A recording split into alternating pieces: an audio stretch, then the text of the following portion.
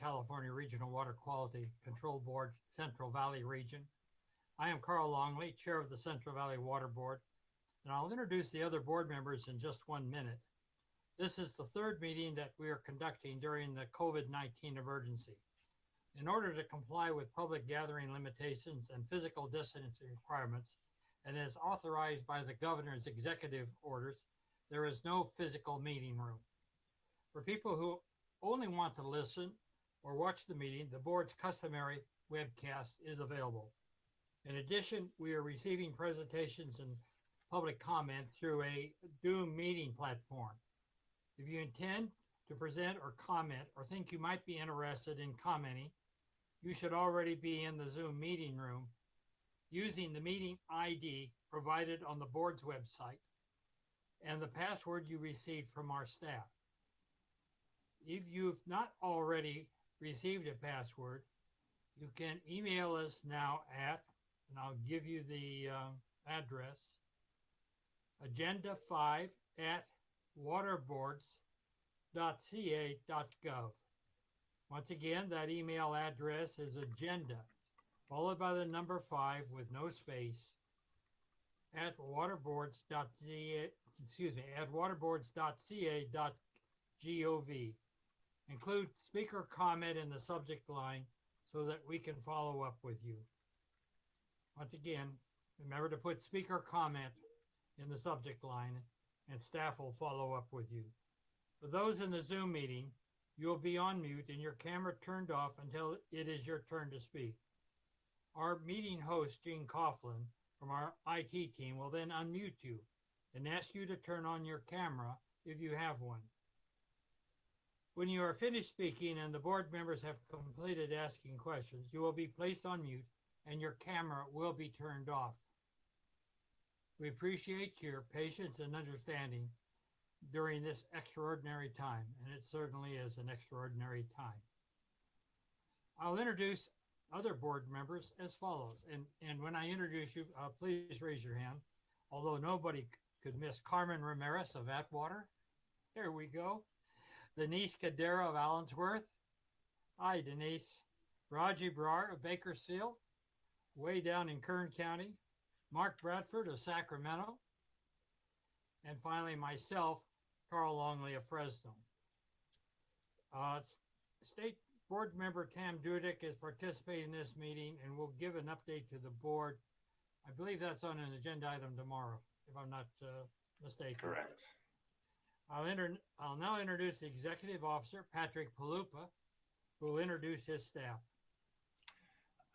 Good afternoon, Dr. Longley and members of the board. I very much appreciate everyone turning up for this 4 o'clock board meeting. I think we've endeavored to make ourselves available to public commenters from the community of Terabella who requested that we have an evening meeting. And so I very much thank you for the flexibility to have an evening meeting so that folks who may have something to contribute to the meeting but can't make it during regular work hours can fully participate. That's kind of one of the board's key commitments to public participation, and that's what we're doing right here. In terms of my staff that are on the call right now, we have all 4 of our assistant executive officers. I'll begin kind of going from north to south.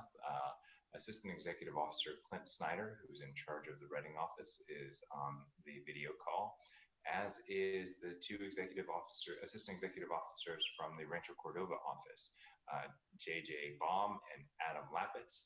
And last but not least, Assistant Executive Officer Clay Rogers, who runs our Fresno office, is on the call. We also have our attorneys from the Office of Chief Counsel, and they are Jessica Yar, Senior Staff Counsel, and David Lancaster and Bailey Toft Dupuis, both attorneys with the Office of Chief Counsel as well, representing the regional board.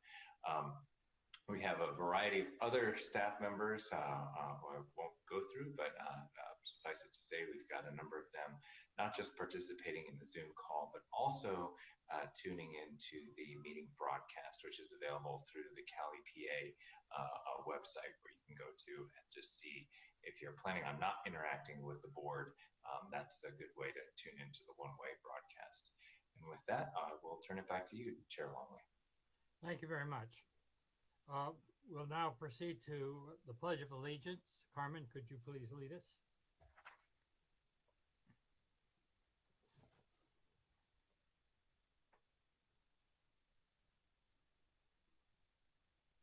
Carmen, I believe you are muted. Okay, ready? Salute. I pledge allegiance to the flag of the United States of America and to the republic for which it stands, one nation, under God, indivisible, with liberty and justice for all.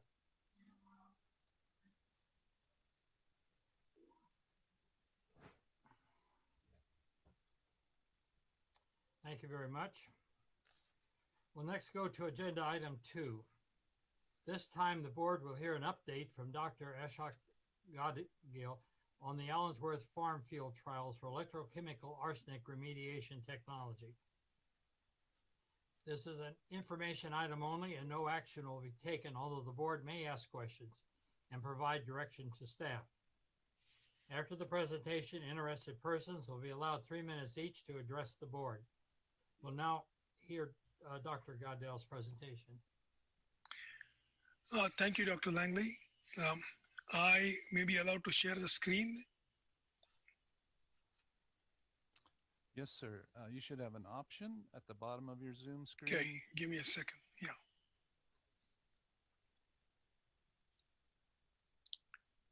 Go to full screen here. It's next to chat, right to the right of chat. Right, right.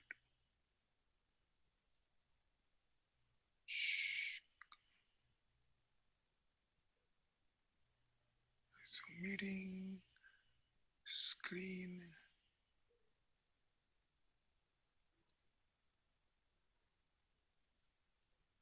Finder, WhatsApp. The challenges of technology. I know I'm having a problem with, I don't understand why. I need to close a whole bunch of windows, it appears, but if you like, please allow me, just allow me, allow me a second, it should work.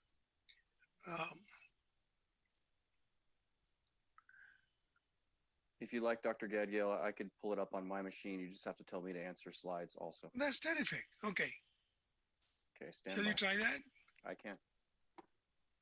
1 second, stand by. I can as well, Adam. Do you have them, Gene? I'll confirm that. All right, hold on. All right. Um, Go. All right, stand by. Hold on a second here. I almost have it. Here it is. Did that do it? Yeah, but I need to see it, right? So for some reason, okay, here it is now. Got it. There we go. Thank you so much. You bet. So my name is Ashok Gadgil. I'm a professor of environmental engineering at UC Berkeley and also a senior faculty scientist at Lawrence Multinational Lab. And my doctoral student, Sarah Glade, is also attending this meeting. I recognize her as a really important motive person who made all this possible. And I'm grateful to you for allowing us to come and present to you this informational presentation on our work on removing arsenic from drinking water. The next slide, please.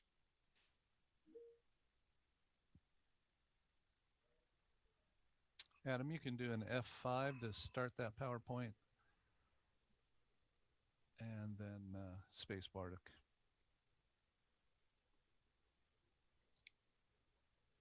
Gene, I pressed F5. Did that do it? It did not, but I think you have to select enable editing at the top of the screen first. And then you can go into slideshow mode. Okay.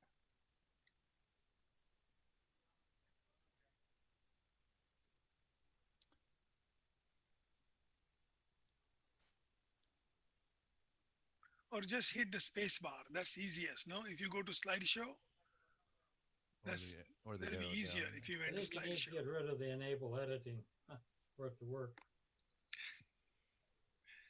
All right, hold on a second here. What's the name of this file, Adam? This is the State Water Board presentation 08_2020-AJG. I see it. I can pull it up too. All right, why don't you pull it up? Mine shows it fine here. I don't know why it's not coming up on yours. Okay. Let me make sure I can.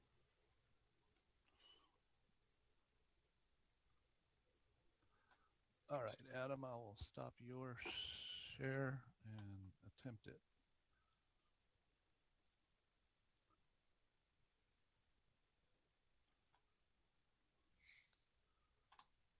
Okay. Great. Yeah, you can go to full screen or that's easier if you please go to slideshow.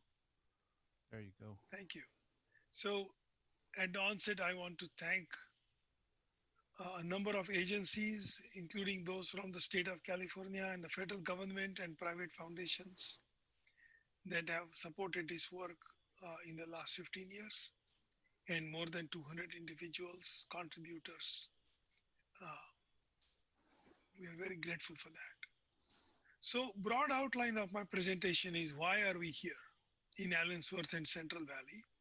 Then I will cover brief history of ECAR before we showed up in Allensworth. Then we'll talk about work since 2016 and then looking forward. Next slide, please. So why are we here in Allensworth in the Central Valley? Next slide, please. The next one click, yeah. So Allensworth, as many of you know, has high arsenic in their groundwater, about 150 parts per billion, is historically and economically disadvantaged and a minority community. Next.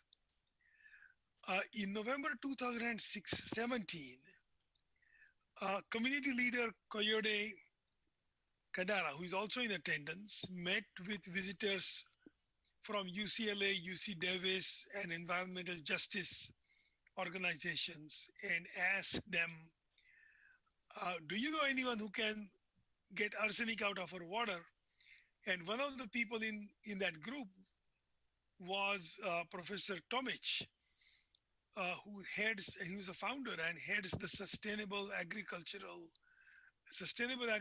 Center at UC Davis. And he knew of my work in India. So he said, yeah, I think I know somebody. So Professor Tomic got us introduced. Next. And we visited the next button, please. Next click, please. We have a long history of working in India, which is one of the hotspots globally of high arsenic in groundwater, and also has the largest number of poor people in the world. So we had to invent something that was both inexpensive and effective to meet their needs. But we recognize that we are from the University of California, founded by the state, and we also owe it to the people in our own state to see what we can do to get them arsenic-free water as well. So we would love to see the impact closer to home. Next click, please. And so we visited Allensworth in May 2018 was our first visit. We brought water samples back to UC Berkeley, tested them, and we found that we could very easily remove arsenic from water that we brought back to Berkeley from Allensworth. Next, please. Hey, Ashok. This is Sarah Glade. Just a quick point of clarification on the last slide. So the farm that we worked on in Allensworth is the place that has around 150 micrograms per liter of arsenic, is what I think that slide meant to say. And then the community of Allensworth has a little bit lower arsenic, like hovering around 10. Yeah, but we didn't know. We were, yep. We didn't know that in advance. We picked a spot and we found 150. Perfect. About 150. So the next two slides are just a summary of what most of you know already. It shows the lifetime cancer risk of various carcinogens at their MCL, maximum contaminant limit. And all the contaminants are ordered by the amount of or magnitude of excess cancer risk they produce if consumed over a lifetime in 100,000 people. The most toxic of them in this graph being ethylene dibromide, which produces 12 excess cancers over a lifetime, over 100,000 people, and all the way down to fewer and fewer cancers, excess cancers. The next slide shows arsenic included in the same analysis at its MCL, which is 10 parts per billion. It produces about 712 excess cancers over 100,000 people over a lifetime. And because the vertical axis was now increased, all the other risks show up pretty much near invisible near the x-axis of the bar. And these are numbers using the standard EPA's toxicological model for inorganic arsenic cancer risk. And the rest of them are from Smith et al. Some science. So what is the history of ECAR before Allensworth? Next, please. ECAR is based to be sustainable, to be both effective and inexpensive. So in this sketch, ECAR water with, or raw water with arsenic enters as a drop showing the dots. Next click, please. And we analytically dissolve iron in the water. So as it enters the water as Fe2, it precipitates as hydrated ferric 3 oxyhydroxides. Next click, please. During that transition, there are intermediate oxidants which oxidize arsenic 3 into arsenic 5. Next click, please. That also, of course, adsorbs as well as phosphates and silicates onto the HFOs. Next click, please. And these settle out as sludge because they're much heavier and they're in solid state. Next click, please. And that gives us the water, which is the zero liquid discharge, which you saw on the exit. So 2005 to 9, we got the science right. 2010 onwards, we started doing this work in India. You see that big white cylinder about the size of a big trash can.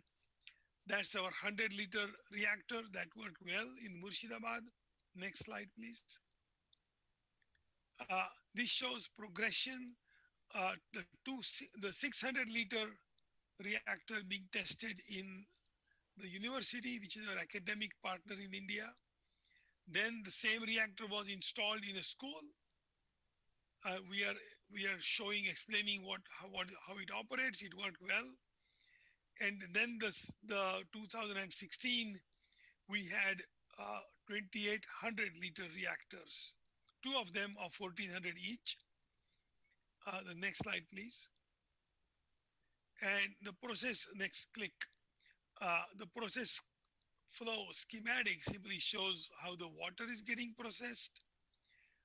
The next click shows the 2 reactors under view. You already saw those. Next click. This shows a top view in one of the reactors showing interdigited iron plates. They are supplied with about 8 to 12 volts DC electricity, and the anodes dissolve and they produce a reaction that we saw schematically a few slides ago. Next slide, please. This shows the results of the water samples that we brought back, airlifted them back to Berkeley and measured them with ICP-MS. In the gray area is the duration to the left half when we did not allow anybody to drink water. The 252 ppb water was always below 10 ppb. We were figuring out what were the glitches in the system, which is why there is zigzag up and down. But from 15 September onwards, about the right half of the figure, the water was offered free of cost to the students and teachers and staff in the school, and was offered for sale to the community, adding to about 7,000 to 8,000 people getting 1 liter of water daily. Next slide, please. This shows the arsenic lifetime risk from drinking water faced by people in that community at 250 parts per billion. The risk of internal cancers is 18 per 100 by the EPA model that we saw earlier. Next click, please. Our technology reduced that risk 60-fold, more than 60-fold. The safe water sells to the community at 1 cent per liter and covers all costs of the plant, including salaries of 2 part-time people, electricity, and all consumables. Next slide, please. So work since 2016 is summarized in the next few slides. Next click. Philippines has arsenic problem in their groundwater. Next click. The government of Philippines has provided support to us to transfer this technology, which we have been doing since 2018. Next click. We are helping the University of Philippines faculty understand the science, work with their local community, build and test the ECAR reactor, which they would have done this year had it not been for the COVID epidemic. Next click. And we also had help with their visit to the Indian plant so they could see it in operation and understand what is going on there. Next slide, please. So the goals of the field trial in ECAR on the private farm in Allensworth were 4 goals. We understood that ECAR wouldn't work or wouldn't transfer easily to California. And we wanted to understand those limitations well, and we wanted to overcome them. One is the throughput is slow. Second is time consuming throughput in waste separation. Third is that we have not or had not characterized the waste per California specific standards for hazardous waste. And fourth is a high labor cost, which come from the electrode cleaning that is required on a daily basis. Next slide, please. So we prepared our work by conducting lab work at UC Berkeley. There is Sarah Glade testing the water in Allensworth. We visited a field site where we were given a concrete pad to work on. We built and tested the reactors at UC Berkeley. There's a third photo in the slide. Next click, please. And now you see a shed, which we got from Home Depot and built it on the concrete pad. And in the right-hand picture, you see all the instruments and equipment which we brought to the shed to test it using the local water. And we measured the local water before and after the treatment and all the treatment parameters as well. Next slide, please. We also worked with the community. We met with the community leaders, community partners, gave tours to the students, held a workshop for 2 days in Allensworth with students to teach them STEM-related ECAR knowledge to help them with understanding that. The next slide, please. These are the results which in brief on the right, on the left-hand side, you see that the initial concentration was 153 micrograms per liter MSPPB. And we consistently are able to remove the arsenic content to well below 10 ppb. We can even bring it to below 1 ppb, as we'll show you later. On the right-hand panel, you see that one thing we tried didn't work well, but I think there is room to grow and room to fix that science. Next slide, please. We found that by adding a minute amount of hydrogen peroxide, 5 ppm, we are able to remove arsenic very rapidly, and we can even bring it down all the way to 1 ppb as shown in the data on the data shown on the slide. And that is, we are able to overcome first of the 4 difficulties. This slide, number 23, shows we can overcome the second of the 4 difficulties by speeding up the solids separation by about a factor of 5. Next slide, please. The waste has to overcome California specific waste standards, and the waste passes the standard that is volumetric, which is California standard allows 5 milligrams. We have 3.6 milligrams per liter. Because this is a zero liquid waste, our waste is all solid. So liter is still a liter of solid. Huh? And then per kilogram wise, we get about double the arsenic content because the waste is so concentrated. But as the double asterisk show, we can dilute the waste by mixing it through cement, for example, and then it will meet the TTLC standard because we are so efficient in removing arsenic. Next slide, please. And that was the third of the problems. And here is the fourth one, which is the labor costs are high because of frequent electrode cleaning, daily cleaning that is required in India. In India, the costs are really low. They pay about $10 a day to labor in India, unskilled labor. But in California, we should aim for at least $15 per hour, and that will raise the cost of water. So the challenge is, how do we now reduce cost of labor to make water affordable? Next slide, please. Next slide, please. Yeah, thanks. So that led to two inventions, one of which is air diffusion cathode assisted iron electrocoagulation. Click, please. Here we actually generate H2O2 in water with an air diffusion cathode, and that reacts with Fe2 10,000 times faster. Next click. It also oxidizes AS3 to S5. Next click, please. We get high flow rates as a result. Again, next click. And H2O2 production has very high Faradaic efficiency. We are not wasting much electricity. O2 is not depleted at all in this process because H2O2 is there, lots of H2O2. We get some residual H2O2 as well. Next click, please. When we tested acai with, you see in the center of the slide, a box, which is an acai reactor that passes or that can treat 60 liters per hour. And that box is about the size of two ordinary laptops stacked on top of each other. That's how compact it is. And you would see that instead of 132 initial arsenic, and now I'm looking at the left-hand panel, we are easily able to deliver water less than 10 ppb. And if needed, we can push it down as low as 1 ppb. And then the right-hand picture shows how those acai reactor slabs can be stacked, and we'll get 600 liters per hour.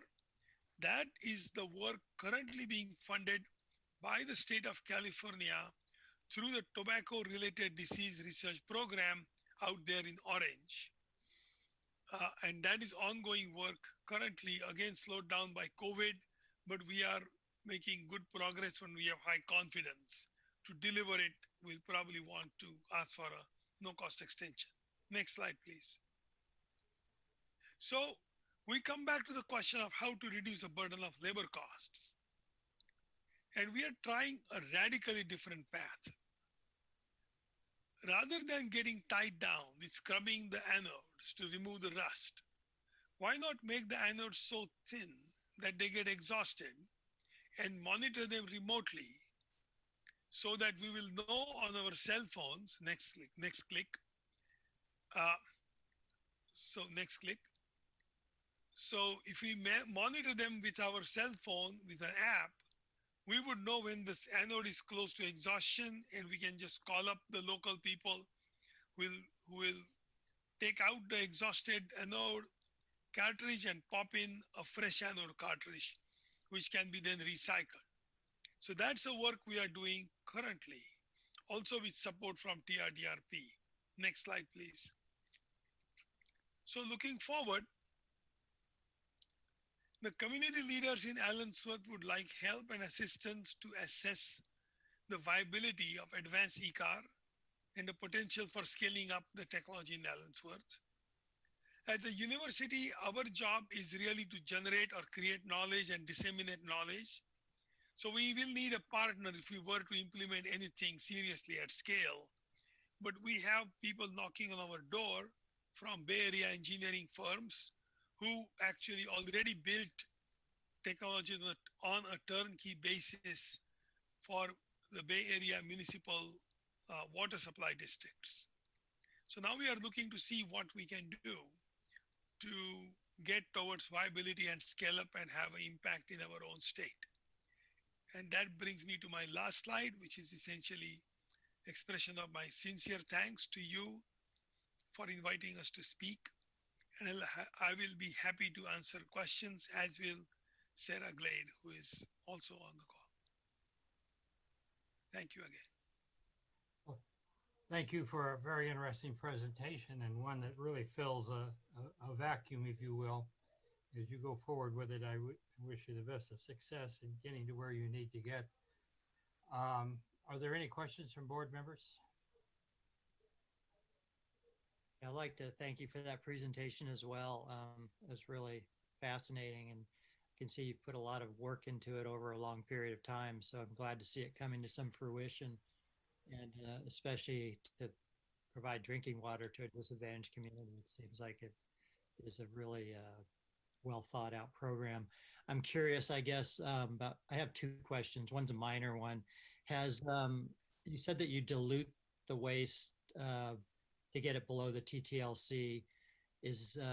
I know sometimes the state of California has resisted dilution as the solution to pollution, to use an old catchphrase. Have they had reservations about that at all? We have only spoken with individuals, not formally presented this to the state, so we do not know, honestly. However, if that presents a problem, it is always possible to create double the amount of iron oxide rust, so that we will be wasting some capacity of the rust, but technically we'll say, this is our product, it meets your standard. Yeah, I would hope they wouldn't push you down that road. So I would support the dilution approach. I think they have approved that for hazardous waste sites and encapsulation and some other technologies. So right. So in fact, the cement encapsulation has been tested both in India as well as in the US of the specific kind of waste. And even when that cement is powdered and ground up, it passes the EPA's TCLP, so it does not release the arsenic back. So that's the good news, but we'll see what the state says. Yeah, that's very good news. And then my other question had more to do with your projected timing. So you're in the test phase now for replacing the electrodes versus cleaning them. When would you imagine that you could scale this pilot project up to a workable full-scale system? I mean, just give me a range. Okay, let me give you a range if COVID was not causing a serious pause, right? That is the most uncertain part of our activities, like everybody else, for everybody else. So if we did not have a COVID outbreak, we were on track to demonstrate a small plant, 600 liters per hour, in summer of 2021. Okay. And once we demonstrate a 600 liter is a very small step to go to 6,000 liters per hour, is not a big deal. And all of that includes the remote monitoring component. So we would be able to then remotely test which anodes have worn out and simply ask people to swap out cartridges, which would be like half an hour per day of work. Okay, that's great. Yeah. Well, I hope you can stay on that schedule. It's a really... oh boy, that's like a challenge. Thank you very much. Great presentation. Thank you, Dr. Bradford. I would, and thank you so much for the presentation. I really appreciate it. And thanks to Board Member Kadara for suggesting this and really bringing you to the board to give these results back. I would actually offer, and not to volunteer too much of our staff time, I know they love looking into these issues. I have contacts both, at DTSC, and our attorneys would be willing to help you think through the exact issues that board member Bradford brought up. That'd be fantastic. Yeah, because I think you might run into the issue with respect to dilution. When you dilute it out, that might not be a viable option as far as DTSC is concerned. They kind of regulate that, but I think we've got some sharp minds that could help you think over options for disposal of that, and what would work and what wouldn't work, both in our agency and with DTSC, because they've got some sharp folks over there that can tell you where the red lines are, essentially, that you don't want to cross for. Totally. Absolutely. Thank you very much. And I know there is a precedent for that. Even here in Sacramento, they approved an encapsulation technology for, I believe it was more lead. Could have been some arsenic waste on the Sacramento rail yard.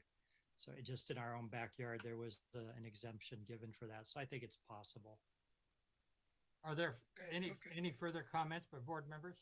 Yes. Oh, go Denise. Go ahead. Yeah, Go ahead, Denise. I would just like to thank Dr. Gadgil and Sarah Glade for their desire to come out and work with us. I mean, this was October 2017 when we had the Environmental Justice Group come and tour Allensworth, and the request came forth, and from them following up and the community members, Kadara and my brother following up, it made this happen, and we're very grateful for the opportunity. Allensworth is a disadvantaged community that on an annual basis can exceed the MCL, and we're just excited of the opportunity that this has produced that could potentially help provide clean water for communities like Allensworth. So very excited about the opportunity and thankful that Dr. Gadgil and his team came to Allensworth to do this project for us. And thank you, Dr. Longley. This is Carmen. I also want to thank Dr. Gadgil because one of the benefits of being on the water board is that I feel like we get introduced to, cutting edge type of research, and we get to see people that are really high in the field. And this is one example of that. So being from the Central Valley, it really is it's a big benefit to hear presentations like this. So Dr. Gadgil, thank you for taking the time and for joining us today.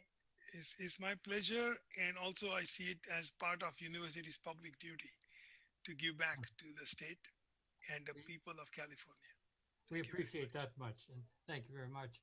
Any further comment by board members? Yes, Dr. Longley. Dr. Gadgil, I have a question for you. You mentioned that you have this project going in India, and have you scaled it at all in India, or are we just sticking to that one village that you're working from? We are ultimately based in the university.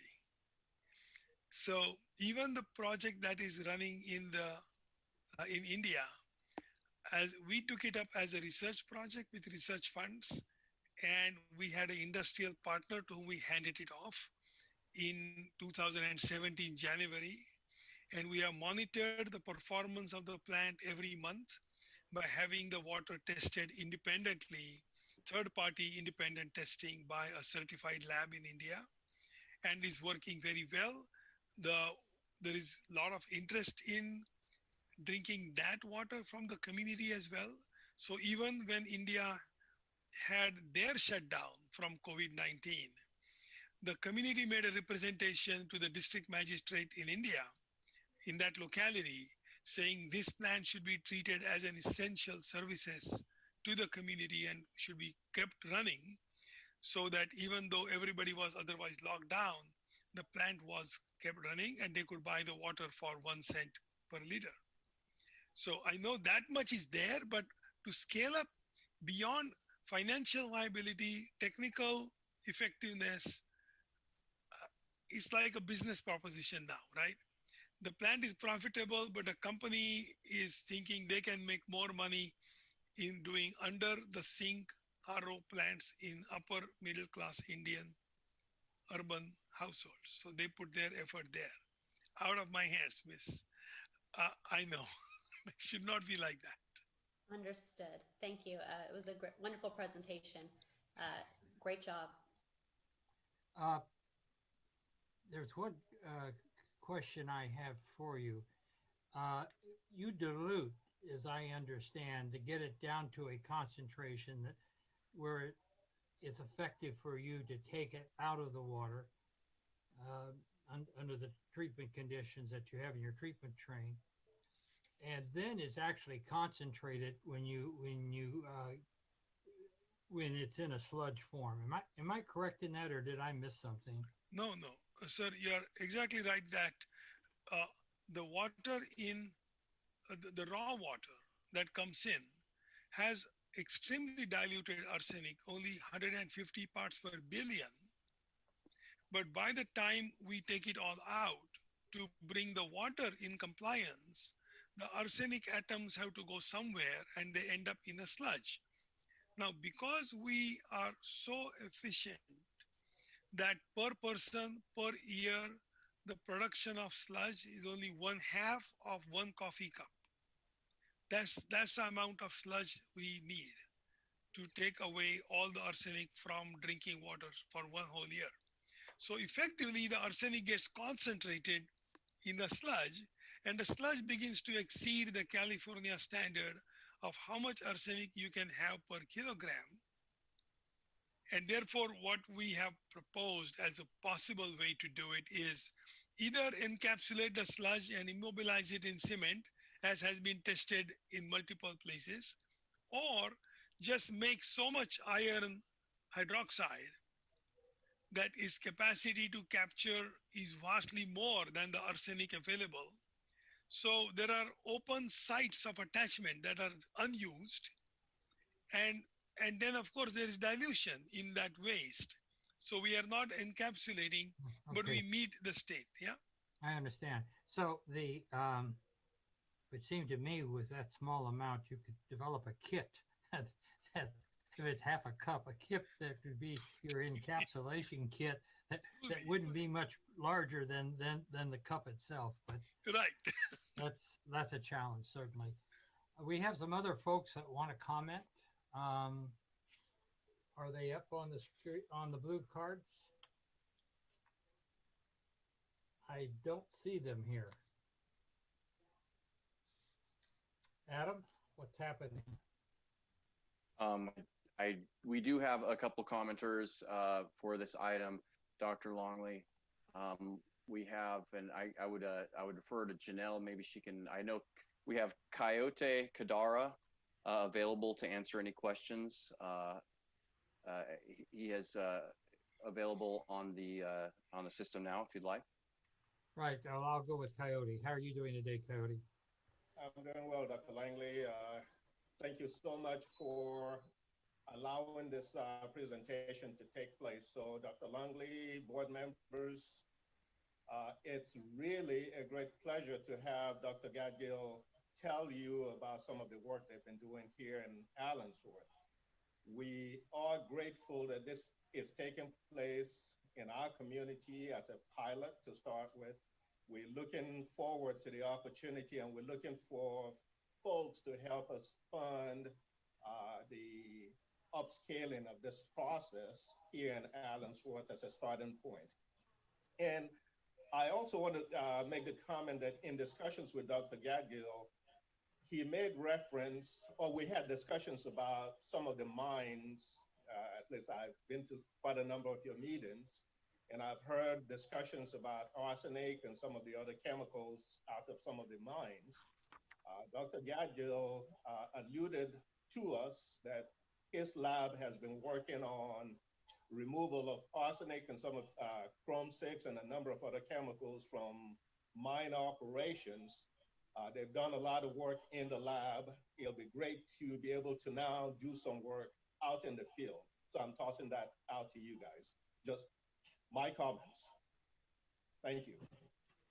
Thank you very much. And just for full disclosure, you are among the leadership in Allensworth, besides being the husband of our esteemed board member, Denise. And the other gentleman with you, if you could give us your name and your affiliation, and then we're looking forward to your statement. I'm Dennis Hudson. I'm Denise's twin brother, and I own the farm that they did the field test. And now I'm a pastor in Lemoore. Very good. Thank you. What's your reference?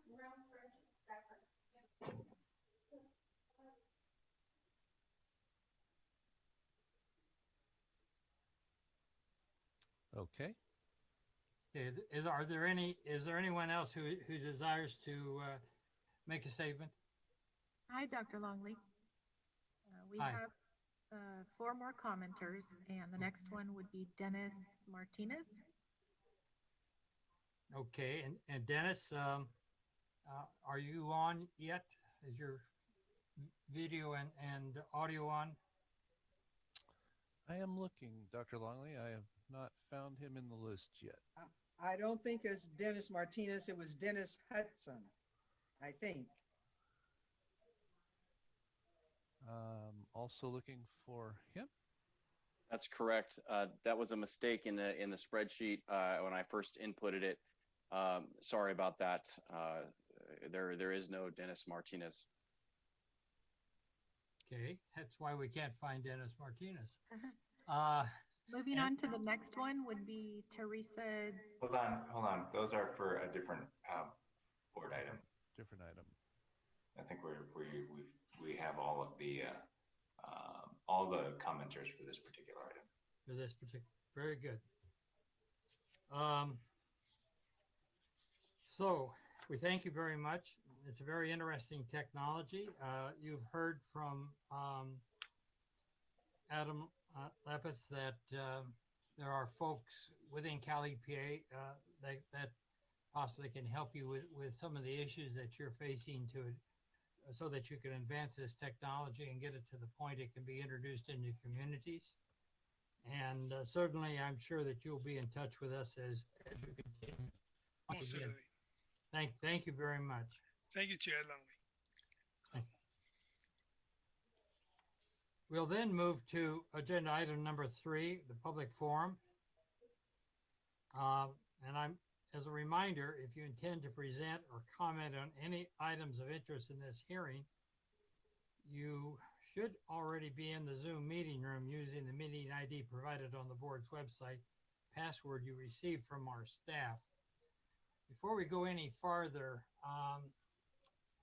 I don't see any cards for this item. Do you have any, Adam or Janelle? This is agenda item 3, the public forum. None for this one, Dr. Longley. Yeah. Pardon? None for this one, Dr. Longley. So there's no need to go ahead and read the rest of the script for this. Dr. Longley, this is Gene. We have enabled the interpretation services, by the way.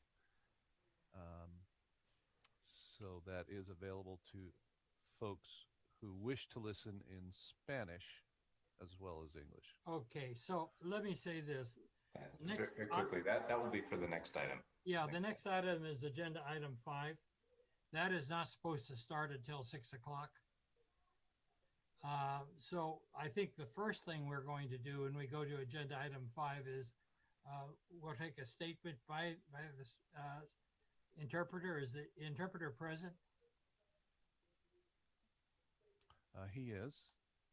Good. We need to be able to queue him up when we start agenda item 5. And we'll take a break from 5:30 to 6 to set that all up. 5:30 to 6, like 10 to 5 till 6. Unless you have something else we can do right now, Patrick.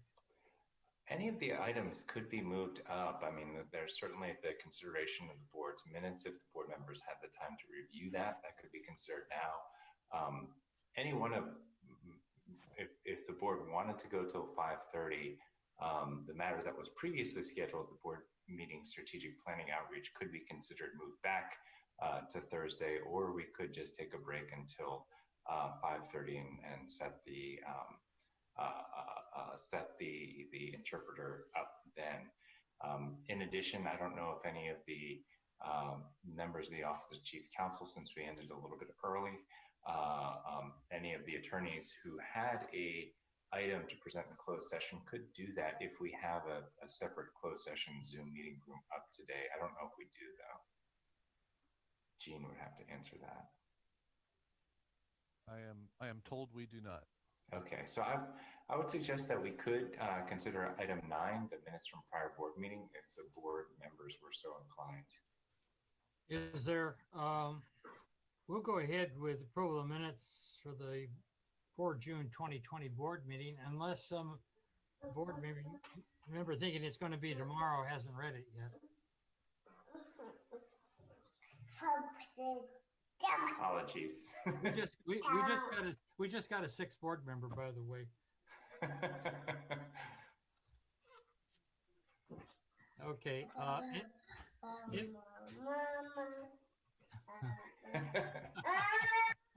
I got a second on that. Okay. If we're ready to go, I'd like to have a motion on approval of the 4 June 2020 minutes. I'll move that we approve of the minutes from the June meeting. Sorry. Yeah, the June meeting. And Carmen seconded. Yes. Call the roll. Is there any discussion? No. Seeing no discussion, call the roll, please. Board member Bradford. Yes. Board member Kadara. Yes. Board member Brar. Yes. Vice Chair Ramirez. Yes. Chair Longley. Yes. The motion carries. Let's see what else we can do. We can't do the uncontested calendar because it's for tomorrow and somebody may show up and want it pulled, an item pulled on it. And you can certainly check with Council Yar, but it is possible to move forward with the uncontested calendar. If somebody had an objection to lodge, they would have had to have lodged it by now. And the way the board agenda is noticed, any item can be selected on any day. When there's controversial items, we try not to move them around. We certainly don't move them around. But the uncontested calendar is really just a point of board business that could be done earlier if it's the board's pleasure. Agenda item 11. Does council have any objection of moving this forward? Do we have any? I would check to see if we received any comment cards for the uncontested calendar, and if not, I have no objections to it. There are 2 for 16F. Yeah, I guess so, because 16F, the statement on that states, uncertain if I will speak and will decide during the item. Yeah. The other one says we'll only want to speak if we're removed from the uncontested calendar. In that instance, if they're not present today, I would recommend, although legally we're allowed to move it, I would recommend leaving it. I'd go ahead and leave it. Council, can we take up the balance of that calendar without that item? Certainly, the board could take the remainder of the consent calendar if they so choose. Good thought. So we're talking about agenda item 16F. Yes. Okay, going to the uncontested calendar. Well, this is the time and place for a public hearing to consider uncontested items 14 through 17, excluding item 16F. Adam, are there any late revisions? No late revisions, Dr. Longley. We'll close the hearing. I'll ask for a motion. This is Carmen. I would move to approve the uncontested agenda item with the exception of 16F. Do I have a second? I'll second that. Carmen has approved, Raji has seconded, not approved. Carmen has made the motion, 14 through 17, less 16F, and Raji has seconded. Call the roll, please. Board Member Bradford. Yes. Board Member Brar. Yes. Board Member Kadara. Yes. Vice Chair Ramirez. Yes. Chair Longley. Yes. Motion carries. We could do strategic planning. If you'd like to run through that, we could do that today. It's a fairly discrete item. I know we've been working through the strategic planning issues quite a bit. I'm certainly determined to keep it going, but if it's the board's pleasure, we could run through that and then take a recess while we get the interpreter services set up. Again, usually that's about a half hour before the item is scheduled to begin. So we could run through this, probably should take about 20 minutes or so. And then we could take a break while they set that up from 5:30 to 6. Okay, and I was wondering, what about the executive officer's report? If you had any issues with the executive officer's report, we can certainly run through those. The executive officer's report is also accompanied by the year end. So that's actually a longer presentation. That's about an hour, hour and a half. We'll do that so tomorrow. we could squeeze that in. So let's do strategic planning, and then we will break until 6 o'clock. Okay, so certainly. So what I'm going to discuss. Tell you what, Patrick, this is agenda item 4.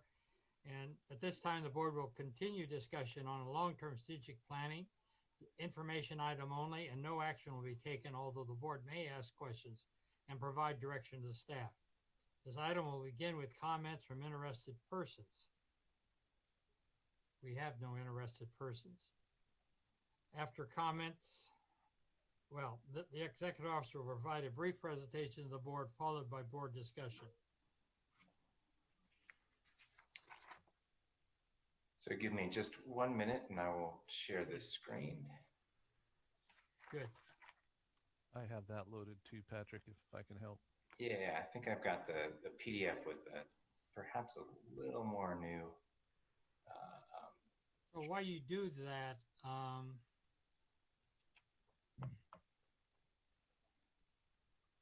yeah, I'll talk to you later about this. Thank you.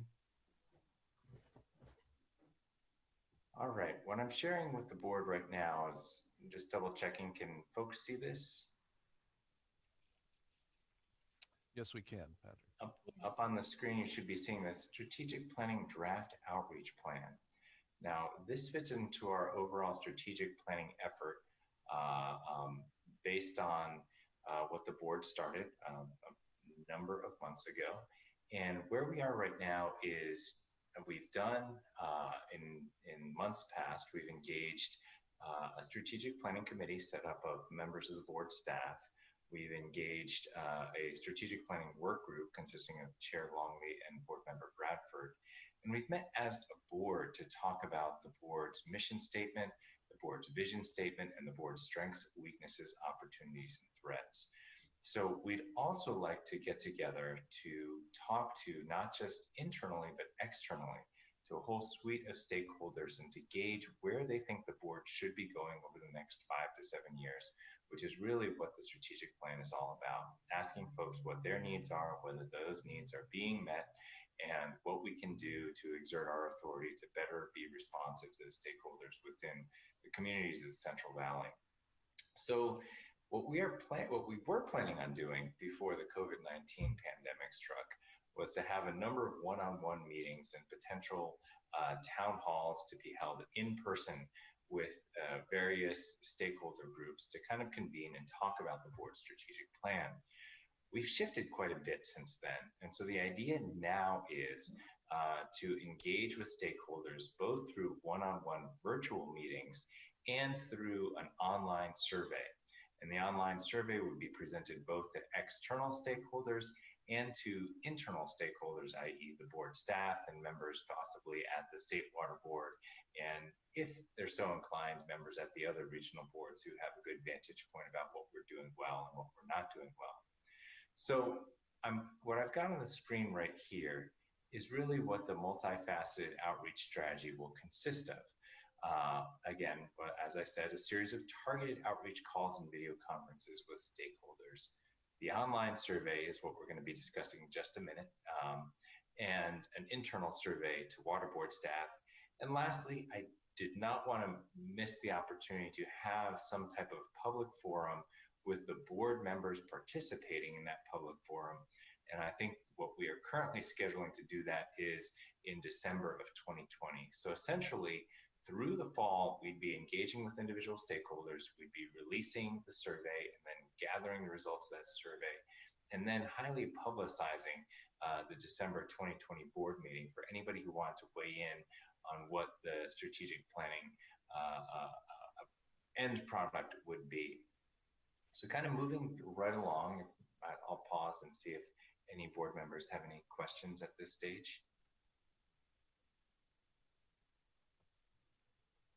Here's not, continue. Hearing none, I will be continuing. So individual stakeholder outreach is really going to be one of the foundational elements of the strategic planning outreach effort. And that's going to be either performed through interviews with individual members or individual stakeholders and through an online survey, probably going to be conducted via SurveyMonkey, though we also are looking at other research options. And what I'm putting up on the screen right now will essentially be the questions that we will be asking of external stakeholders. So first, to ask stakeholders their affiliation, whether they're discharge or discharge representative, NGO, environmental justice groups, etc. Second, to ask, and this will be fairly open-ended, what water qualities are most meaningful to you? And I think as we discussed with Chair Longley and Board Member Bradford as part of the strategic planning work group discussions, we had to consider this for a little while, whether we wanted to keep this very open-ended or whether we wanted to keep this question closed, like a drop-down menu or checkbox list. And the decision was, let's keep it fairly open-ended, so that people can really respond with responses that might be outside of the purview of the Central Valley Water Board. So when they say some things like, I want to fund certain options, or I'm interested in this aspect of a drinking water issue, I think that would signal to us that we potentially have a concern where for our strategic plan should include elements of better publicizing what the board does, what the board's capabilities are, and how we can work with other entities, say the Division of Drinking Water or the Division of Financial Assistance, to better publicize what we need to be doing to meet the needs of the community. So that's question number 2. And I imagine that's going to be one of the most interesting questions to me to kind of tease out, to code, and then to report back to the board. What are the most important things for folks to talk about when they want to engage with the board? Number 3, and I think this is primarily targeted towards the dischargers, but certainly other folks could address this too. If you work with a specific program of the board, NPDES permitting, irrigated lands, WDR, etc., how aware are you of that program's main goals and objectives? And this isn't, again, another communication issue. Are we effectively communicating what each of our individual programs does and what role we play in water quality? And so this is going to be a Likert scaled question, just so that we can kind of do a little bit of analysis on that. Ranging from 5, I have an excellent awareness of the program's main goals and objectives, to a 1, saying I am not aware of the program's main goals and objectives at all. Somebody just handed me a piece of paper and said, you got to do this, and I'm not even sure why I'm doing this. So I think, based on these responses, hopefully we can have some meaningful dialogue with our programs, if they're more towards one end of the spectrum or the other, about what they're doing well and what they're not doing well. And again, I think it's important to always have an additional comments blank at the end, where you can potentially say, well, this is the area that I interact with. I understand these are what their goals are, but I'd also like to understand other areas. Moving ahead to question 4, it's really an identical question to the prior question, but really we're talking now about the overall goals and objectives of the Central Valley Water Board. And I think this is another kind of external stakeholder communication question that really speaks to, are we communicating our mission well to external stakeholders? Are we communicating our priorities well to external stakeholders? And how good a job are we at kind of teasing out the differences between our agency and other agencies? And I think all of these questions, and number 5, which I'll get to in just a minute, are a bit of an outgrowth of the Sac State study that was commissioned by the board a number of years ago that found that we could do a lot better job of communicating what our mission are. And so I think this is a way of kind of taking the temperature of external stakeholders and seeing how well our efforts are and where we need to put more emphasis on communicating what we're doing, and really what place we occupy in the whole regulatory system in the state of California. And number 5, I think, gets a little bit more directly to that. Thinking of your answer to number 4 above, how aware are you of the overall goals and objectives of the Central Valley Water Board? What is your understanding of the different responsibilities of the State Water Board's Division of Drinking Water, the State Water Board's Division of Water Quality, the State Water Board's Division of Water Rights, the Regional Board, the California Department of Water Resources, and local governments? I think this question has taken on an even greater importance now that we are working cooperatively to not just do CV salts, but also to kind of foray into interfacing with DWR and groundwater sustainability agencies for SGMA purposes. So I wanted to get this question out there so that we're hearing from our stakeholders about their understanding of these differences between the different divisions and agencies that all have a role to play in ensuring safe and affordable drinking water. And then this gets a little bit more into, frankly, the stakeholders' version of the strengths, weaknesses, opportunities, and threats. Very bluntly, from your perspective, what do you believe the Central Valley Water Board is doing well? And from your perspective, what do you believe the Central Valley Water Board is not doing well? And hopefully this can help us craft our responses in our strategic planning efforts, not just to understand, where we need to put more emphasis, but also to understand where are we doing great things? Where should we continue to place our focus? And question 8 gets a little bit more into that as we kind of project into the future. What water quality issues do you want the board to pay more attention to over the next 5 to 7 years? Again, that's the lifespan of the strategic planning effort. And so that will dovetail into 2 more questions. The board's resources are, and as I will be discussing with you guys a little bit tomorrow, we've put the program summaries on a single space on the web page where you can understand what the resource commitments are for all of our 19 different water quality programs. Understanding that resources are limited, where do you believe the board should be expending more resources? And so I kind of teased it with the resources are limited to understand that this is really, in many respects, a zero-sum game. If we want to put more resources into enforcement, they probably have to come from planning, or they have to come from permitting, and vice versa. And lastly, what are the barriers you see for the board addressing the issues that are most meaningful to you? And that might be very simple, from communication issues, or it could get into other concerns. All of these are optional, so stakeholders can skip many of these questions if they want to, but that's kind of the tool that we're going to be using for external stakeholders in general. And I think that we're going to try and pick and choose from a more comprehensive stakeholder list, and to really do one-on-ones to plumb these questions a little bit more in depth with a subset of certain dischargers and community groups that we work a little bit more with, to really understand where they are and what they want the board to be doing for the next 5 to 7 years. So that is the external survey, and I'll pause again to see if any board members have any questions that they'd like to ask. When Mark and I spoke with you, what I found interesting in questions 6 through 10 is that no examples are provided. And your answer to that was that you desire it to be open-ended, that if you start giving examples, that's basically the kind of, well, that's what may limit the kind of response you get.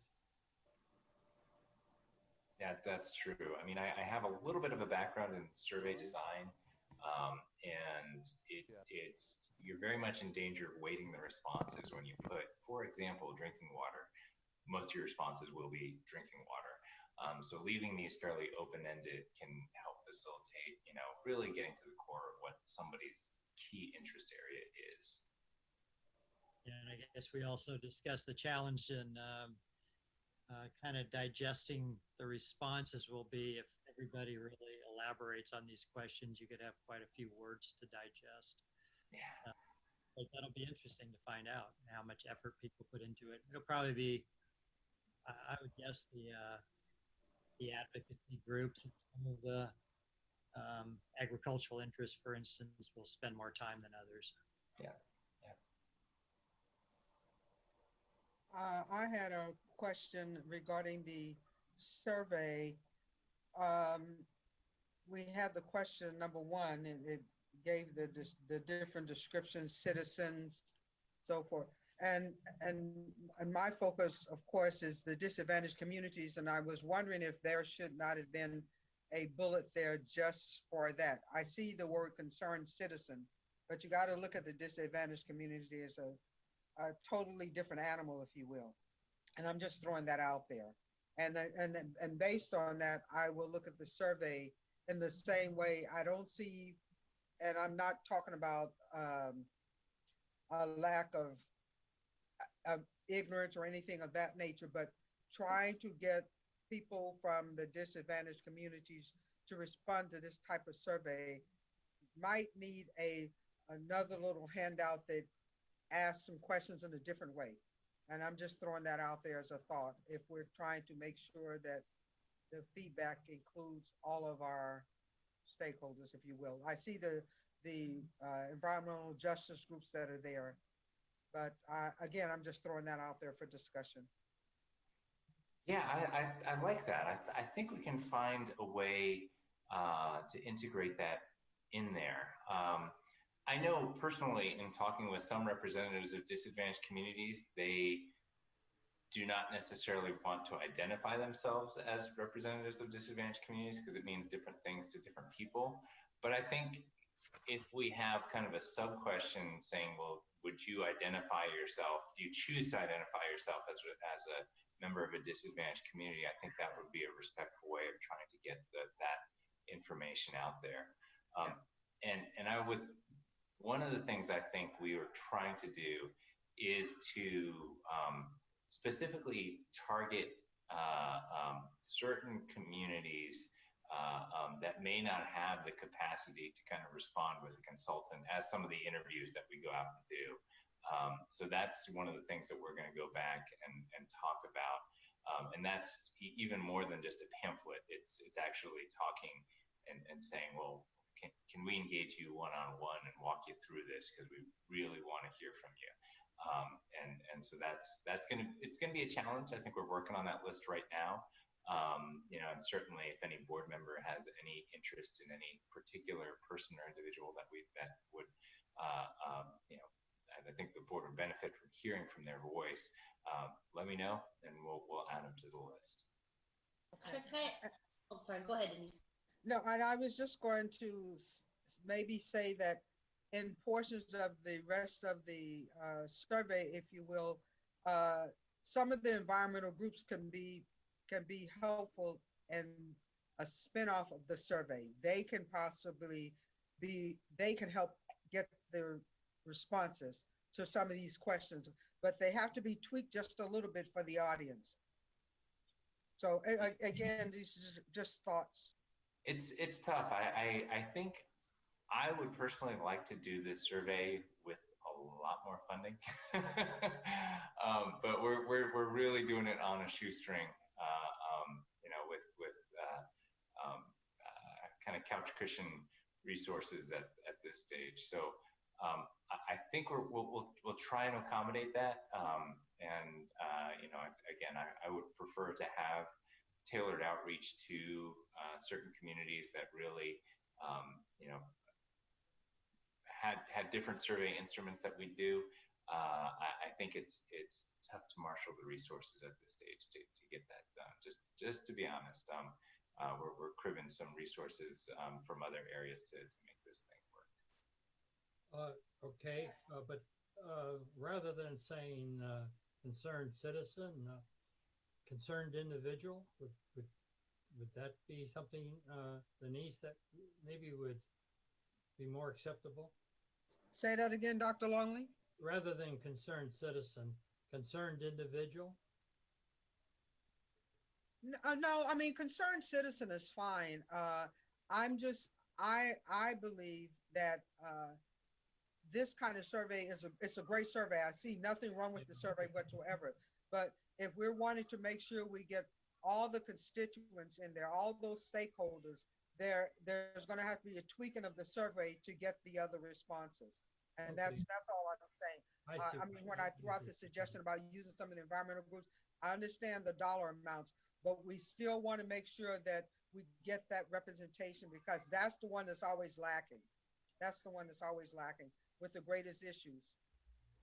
I agree, and I think honestly, I think that was the biggest criticism of the SAC state effort is they didn't do a lot of that. So you know, we didn't quite hear from the folks that we wanted to hear from. The way we're trying to rectify that this go around is again to do that little bit of a hand holding, so to speak, of some you know, check in with in a couple of the environmental justice groups that we work with quite regularly and say, we would like to interview, you know, some folks who you believe might be strong advocates for their communities, and essentially not just throw this survey in their lap, but you know, say, hey, let's have a phone call. We're doing this survey instrument. We know, you know, that certain communities have the resources to kind of hire a consultant to, you know, mark these answers off, but we want to hear from you one-on-one, and we want to get some meaningful responses back. And so that's what we've kind of recruited to the strategic planning committee, some folks who might be good at doing just that. Patrick, this is Raji. My question would be, on your survey, have we thought about maybe doing it in Spanish as well? I know you mentioned resources. I figured that'd be easier for a lot of the folks in the EJ community. That's a fantastic idea. I think we can get that done. I think that shouldn't be that big of a problem. Actually, I'd assumed that was going to be done, and I was wondering if it was going to be in other languages also. I think we can explore that. I certainly think Spanish is the easy one. We'll make that happen, but we'll see if we can get it. We can see what other languages we can get this converted. Yeah, I guess numbers wise, the Hmong community might be the next one. I'm not certain of that, but. So I was, Dr. Longley, you said something a few minutes ago that really kind of resonated with me, and that was maybe changing the initial designation from concerned citizen to concerned person.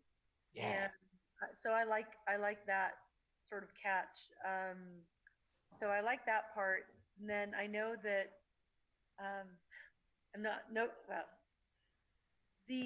I've advertised on Facebook before when I've been up for election and other things, and it's pretty inexpensive, and you can target pretty well based on words and things like that. So I wonder if maybe some money in that area wouldn't go far. You know, I get links all the time that say, hey, you know, you're interested in social justice, you know, sign this petition or take this survey. So, and you know, I've advertised, I've spent $50 and reached 10,000 people. I mean, it depends on what we're doing, but that's a good way also to target Spanish language or people who historically have maybe gotten involved late in the process where, you know, key concepts have already been formed, and instead now we can get in and help shape it as it's being developed. Yeah, no, I think that's a good idea. I'll see what we can do. And if you don't mind, I can follow up with you to see what options we have available to do that. And again, I know we're somewhat limited in that our communication through certain social media channels has to go through agency, just kind of how communication works. But let me explore that option, and we'll see if we can get that done. I would be really happy to start like a Facebook survey under Dr. Longley's name. So if you ever need like backdoor things done like that, just let me know. Thank you, Carmen. I appreciate your helpfulness. Dr. Longley on Insta. I could see it now. I'm sorry? I was just saying that we could have you on Instagram too, Dr. Longley. Oh, I love that. Adding to He's it. an influencer, didn't you know? Yeah. Twitter, Snap, Okay. I'll stop now before my children are in bed. Okay. Hey, Patrick. Go for it. Clint Snyder, Assistant Executive Officer, Central Valley Water Board's Reading Office. To get at Member Kadara's concern,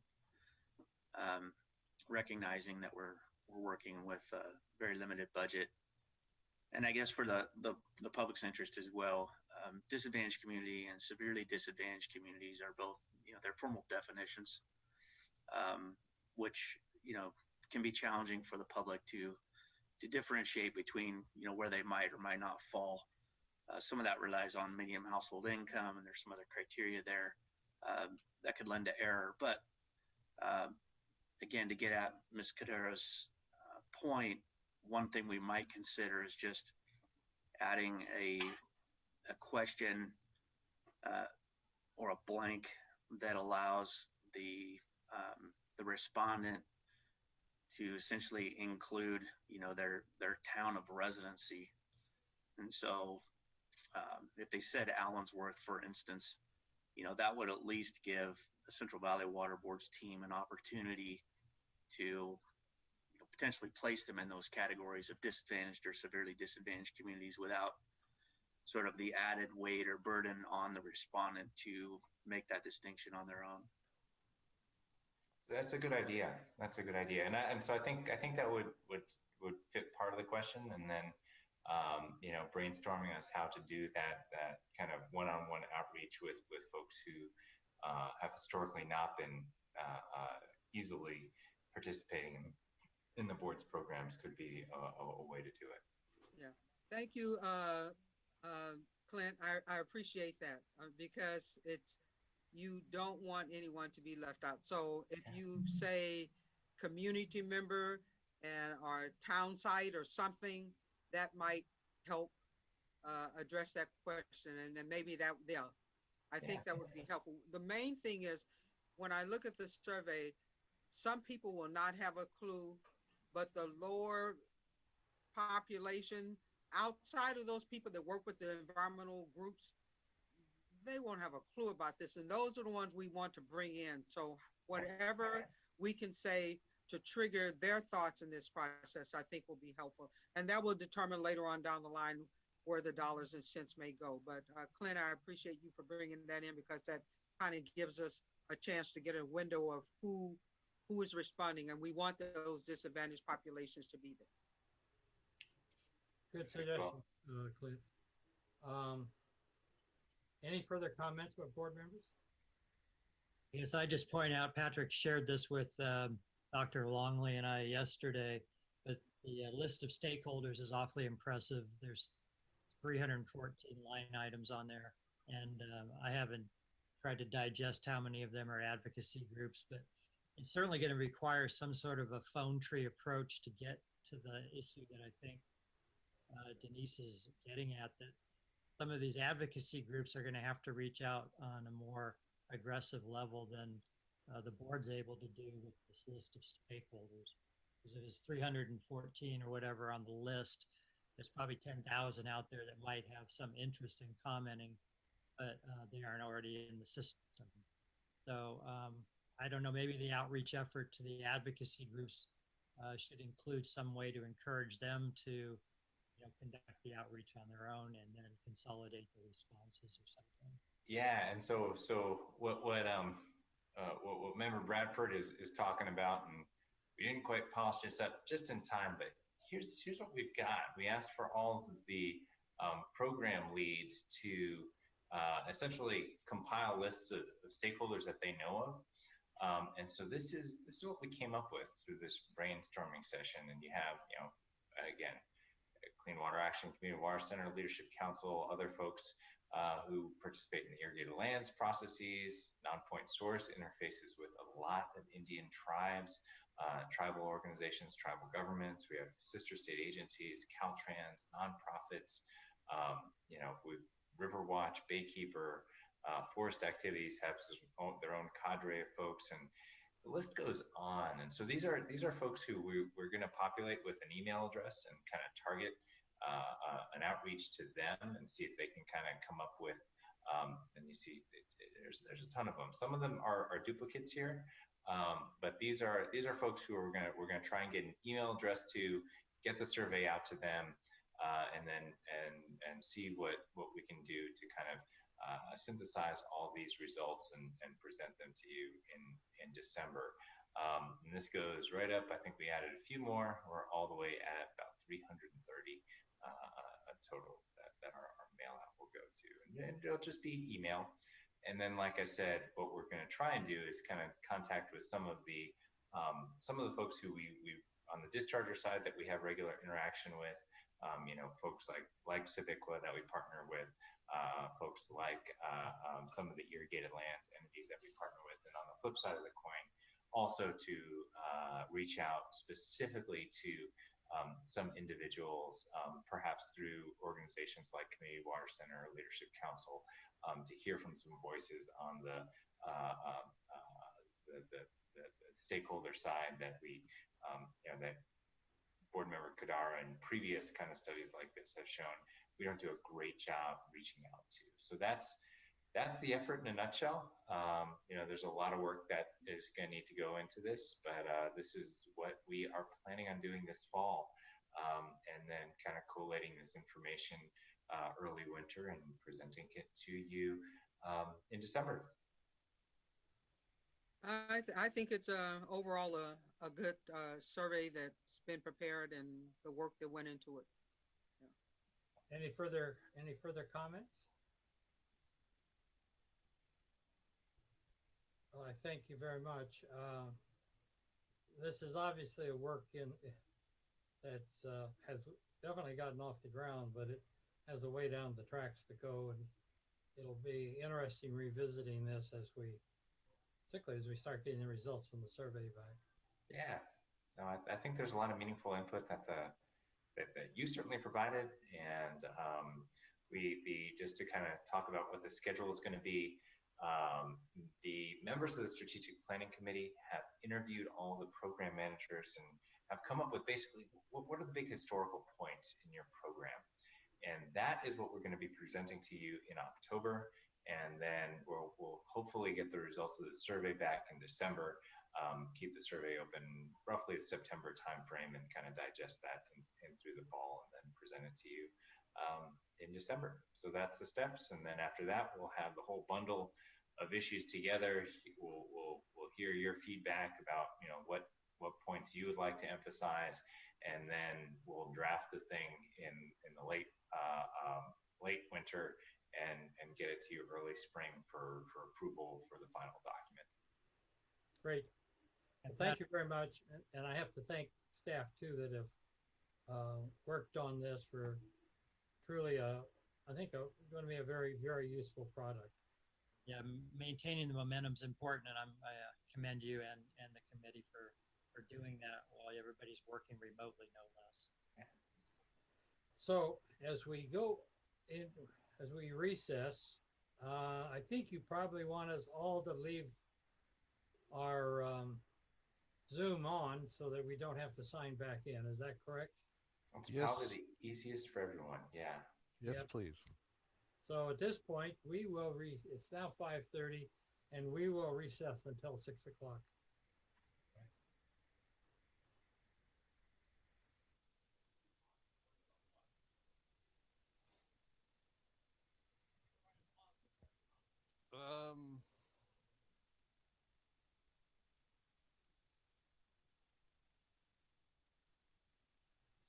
This is where we need that music. The cool jazz, yes. I mean, I could sing, but it's up to you guys.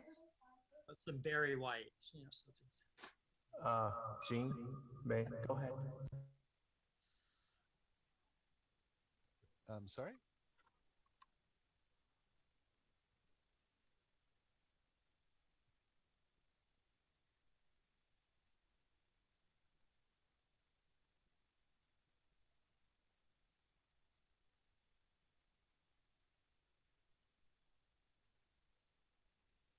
All right, good to hear from you, Carlos. Thank you, Carlos.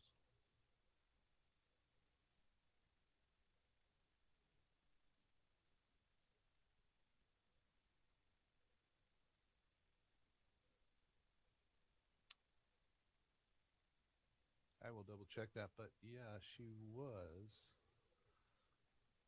was entered in as one of two.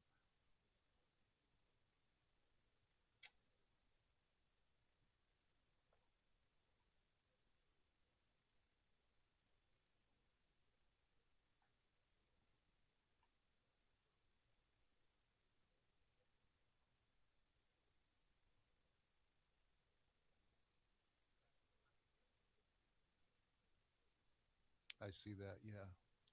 Let me check with.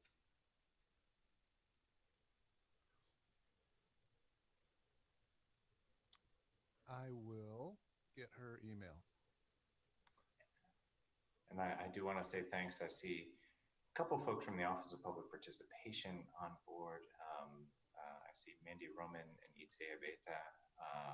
Sorry if I mispronounced that. Just thanks for helping out with getting the interpretation services all set up.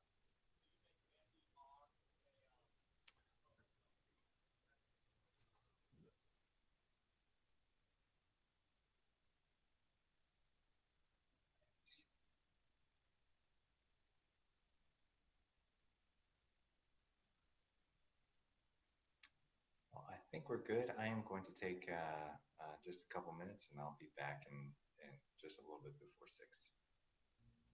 Thanks, Patrick. Tell baby hi, please.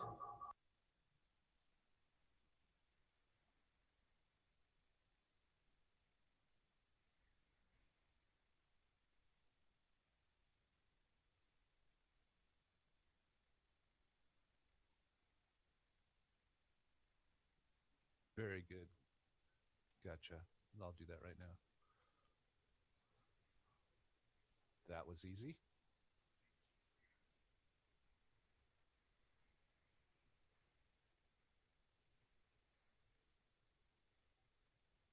Okay, I have done that.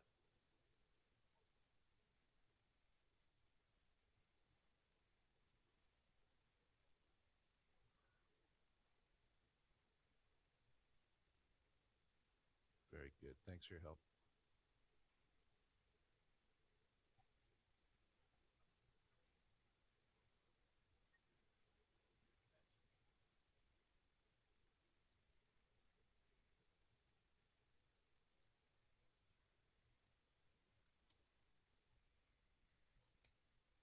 I'll restart the recording.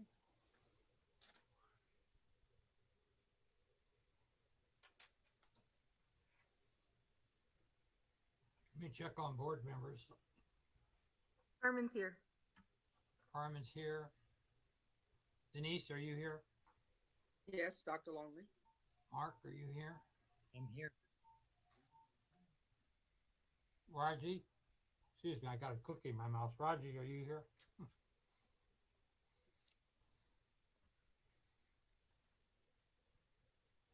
I'm here. There you go. Everybody's here. And of course, I saw Patrick here. Present. Very good. Before we start this item, then let's have a short presentation by the interpreter, and this will be focused on agenda item 5, the Set and Pistachio of Cherubella facility.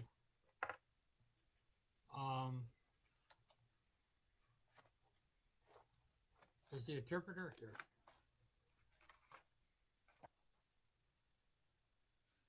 Yes. Carlos, are you available?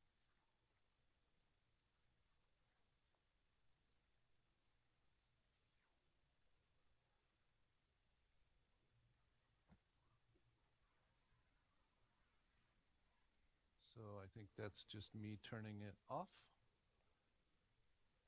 Or is that a manage option? Do I end it, Carlos? Is that End it? Yeah, and then you can restart it as soon as here we are. There we go. Good afternoon. And I have your PowerPoint slides, by the way, if you'd like me to bring those up. Oh, perfect. If you could put that on screen for me, that would be great. Will do.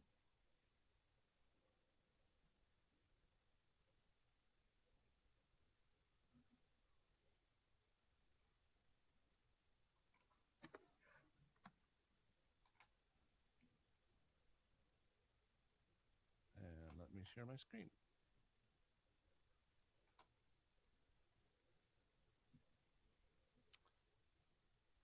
And there we go.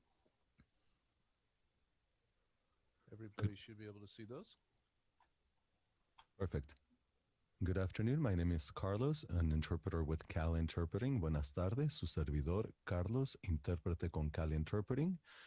I will now provide first the instructions for interpretation in Spanish, and then I will come back to English. Buenas tardes, se va a contar con interpretación simultánea para esta reunión. En pantalla aparecen los controles. Para hacer uso de la interpretación, simplemente cuando se vuelva a habilitar en un momento, cuando termine con información, en la barra inferior donde aparecen los controles, les va a aparecer un icono que es un símbolo de mundo o globo terráqueo, que es la interpretación, y ahí seleccionan español. Si no desean escuchar el audio original de trasfondo, favor de seleccionar Mute Original Audio. So now in English, good afternoon. My name is Carlos once again, and we will have interpretation to and from Spanish. Once interpretation is re-enabled, as soon as I finish this message, if you scroll down to your meeting controls on Zoom, you will see an interpretation icon, which looks like the little world you see on screen now. So you will select that and click on English to be able to listen in English only. And if you would not like to hear the original Spanish in the background, then you can also choose to mute original audio. Thank you. And now interpretation can be re-enabled.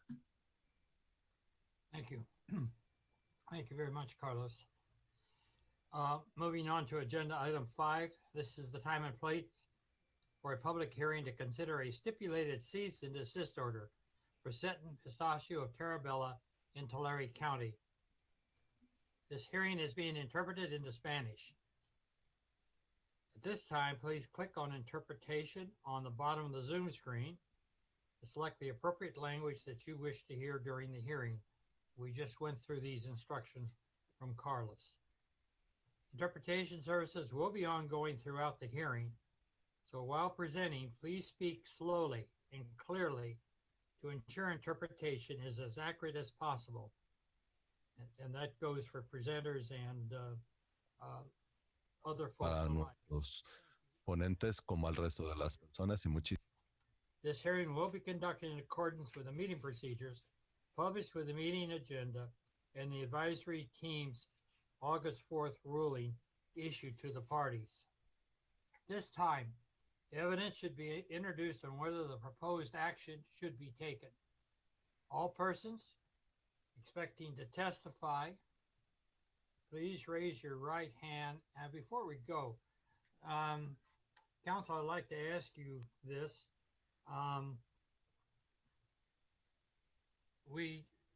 The individuals testifying, I presume, simply on their own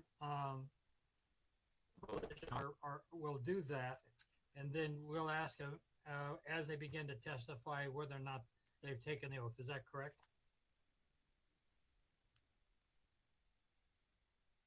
That's correct, Chair Longley.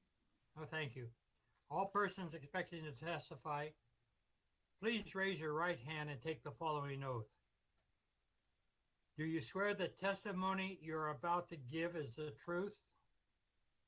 If so, answer I do. I do. The designated parties for this hearing are: first, the Central Valley Water Board prosecution team. Second, Seton Pistachio of Terabella. Third, the Terabella Choice for Change. The total times allowed for the parties' presentations to the board are as follows. The prosecution team will have 30 minutes. Seton Pistachio will have 20 minutes. Terabella Voice for Change will have 10 minutes. All other persons are interested persons and shall limit their comments to 3 minutes. And the timer that you see on the screen will be used. Please state your name, address, and affiliation, and whether you take the oath before you testify. Once again, before you testify, please state your name, address, affiliation, and whether you are taking the oath. As a reminder, if you intend to present or comment on any of the items in this hearing, or think you might be interested in commenting, you should already be in the Zoom meeting room using the meeting ID provided on the board's website and the password received from our staff. If you have not received a password and intend to speak, you can email us now at agenda5@waterboards.ca.gov. That email address is the word agenda, followed by the number 5 with no space between them, and then the @ symbol, followed by the word waterboards.ca.gov. In the subject line, please include speaker comment, the words speaker comment, so that we can provide you with a password to access the Zoom site. For those in the Zoom meeting, you will be on mute and your camera turned off until it is your turn to speak. Our meeting host, Gene Coughlin, from our IT team, will then unmute you and ask you to turn on your camera if you have one. When you have finished speaking and the board members have completed asking questions, you will be placed on mute and your camera turned off. If any designated party, and I've already stated who the 3 designated parties are, is having technical difficulties, please notify us immediately by either raising your hand virtually on Zoom under the Participations tab, or if you are using a phone, by pressing *9. You also may send an email to the email address I previously gave you, agenda5@waterboards.ca.gov. If there are technical difficulties, we will stop the hearing to address those issues and will not resume until all designated parties can participate. Dr. Longley? Yes. Excuse me. We were having a problem with the quality of your audio during a lot of that portion there, and we've had some comments that it was garbled for a period. Huh. I hate to ask you to redo it, but that might be necessary. And can we just make sure there's no cell phones or anything near your microphone or might interfere? There is a cell phone there. Is that better? So it sounds good right now, and I'm sorry to ask, but you may want to repeat those instructions. Oh boy. I know, sorry. Okay.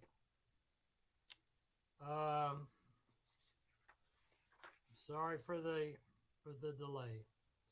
So I'll start from the beginning. Seton Pistachio of Terabella Inc. This is the time and place for a public hearing to consider a stipulated cease and desist order for Seton Pistachio of Terabella in Tulare County.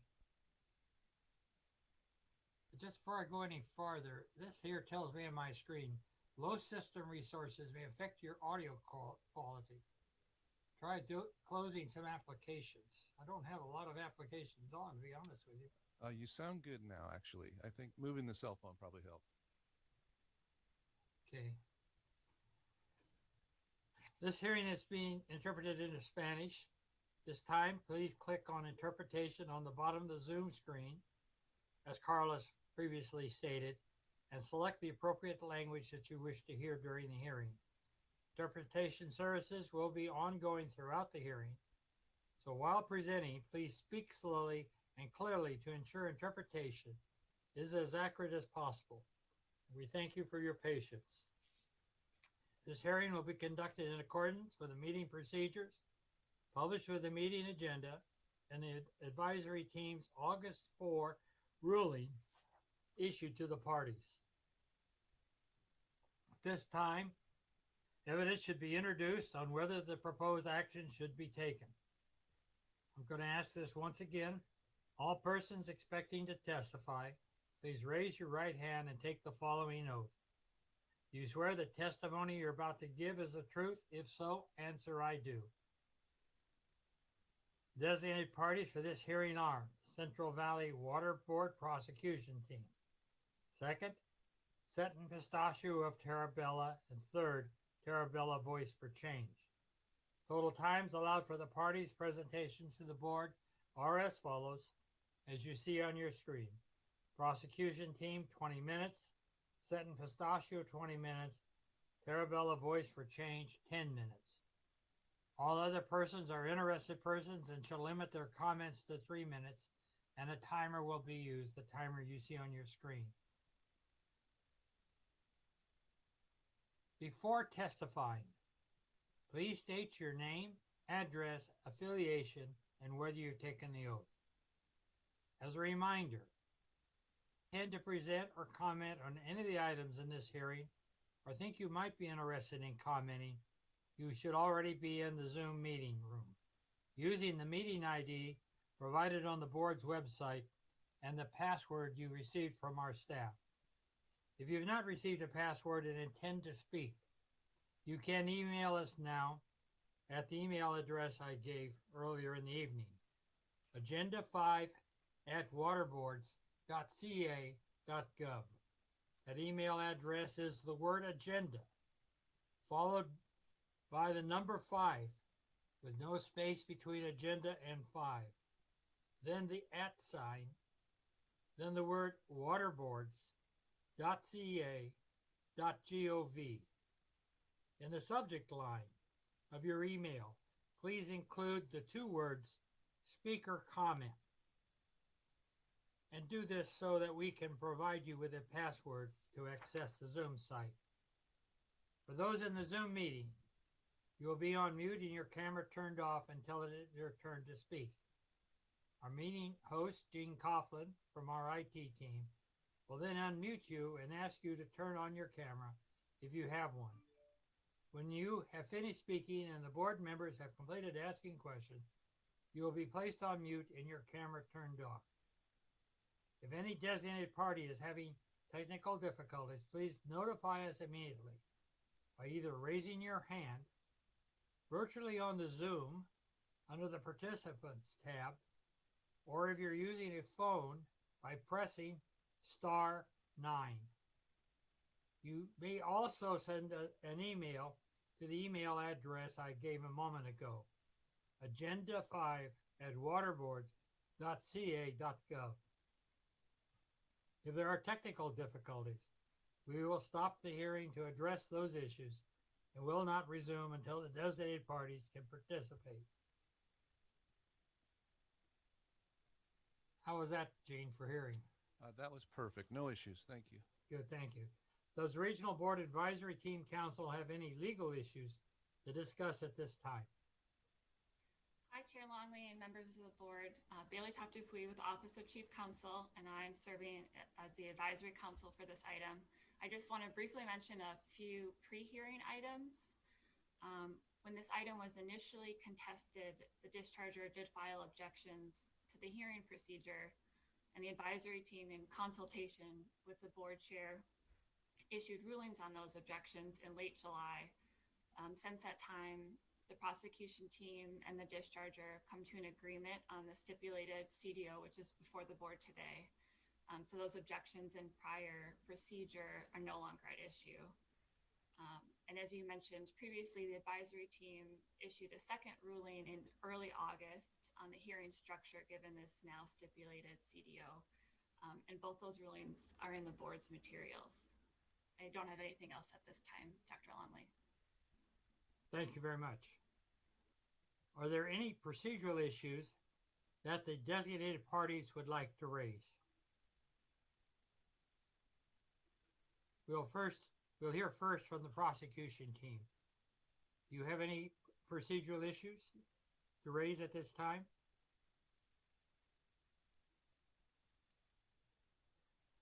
Dr. Longley?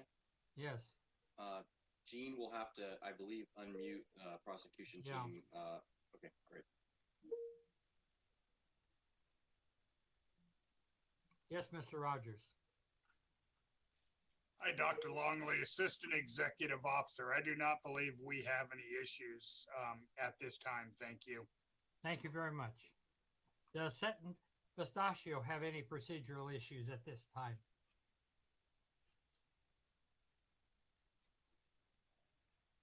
Gene, I believe you could unmute Mr. John Kinsey. John, I don't see any hands raised. Okay, John, I've allowed you to unmute.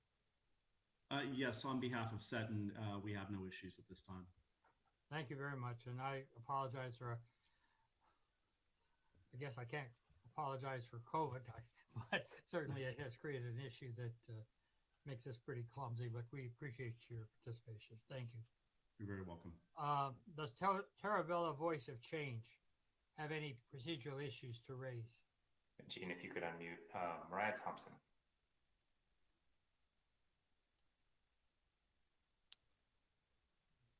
Ms. Thompson, I've allowed you to unmute yourself. Okay, thank you for everyone. On behalf of Terabella Voice for Change, we do not have anything to raise at this time. Thank you very much. We will now proceed with the testimony, and we'll start the testimony by the prosecution team. And Gene, you need to unmute them and share a video. I believe they are co-hosts and can unmute themselves. That's Omar and company. And I have a presentation. I'll start here.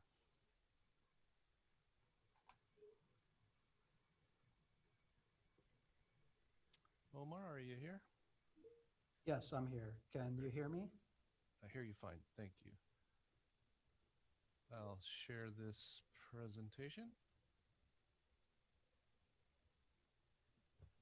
And there we go. Yeah, there you go. Okay, thank you, Gene, for setting that up. Good evening, Chair Longley and members of the board. My name is Omar Mostafa. I'm an engineer in your Fresno office, and I have taken the oath. The item up for consideration is a stipulated cease and desist order for the Terabella Pistachio facility, owned and operated by Seton Pistachio of Terabella. And next slide, please.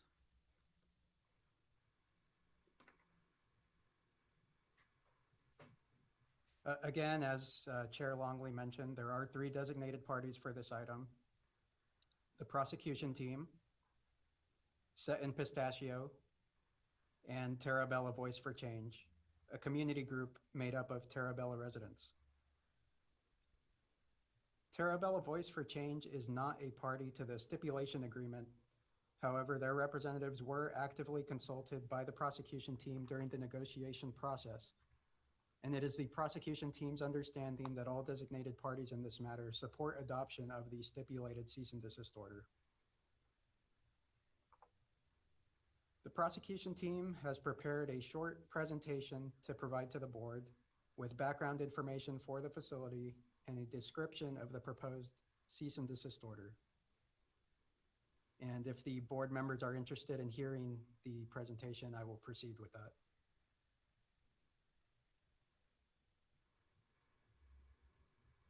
Please proceed. Thank you. Next slide, please. Terabella is a census-designated place in Tulare County, located adjacent to State Route 65 and approximately 6 miles south of the city of Porterville. Next slide, please. Terabella has a population of approximately 3,300 residents and has been designated by the state of California as a disadvantaged community. The Sutton Pistachio facility is highlighted in yellow on the map and is located along the western edge of Terabella.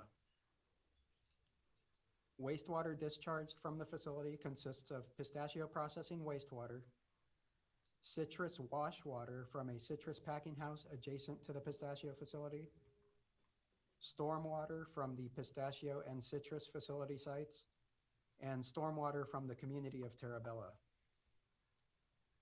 Wastewater from all sources is commingled in an on-site pond at the pistachio facility site prior to being discharged to a 350 acre-foot lined wastewater treatment and storage pond southwest of the facility.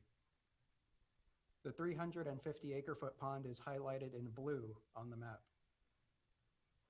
Next slide, please.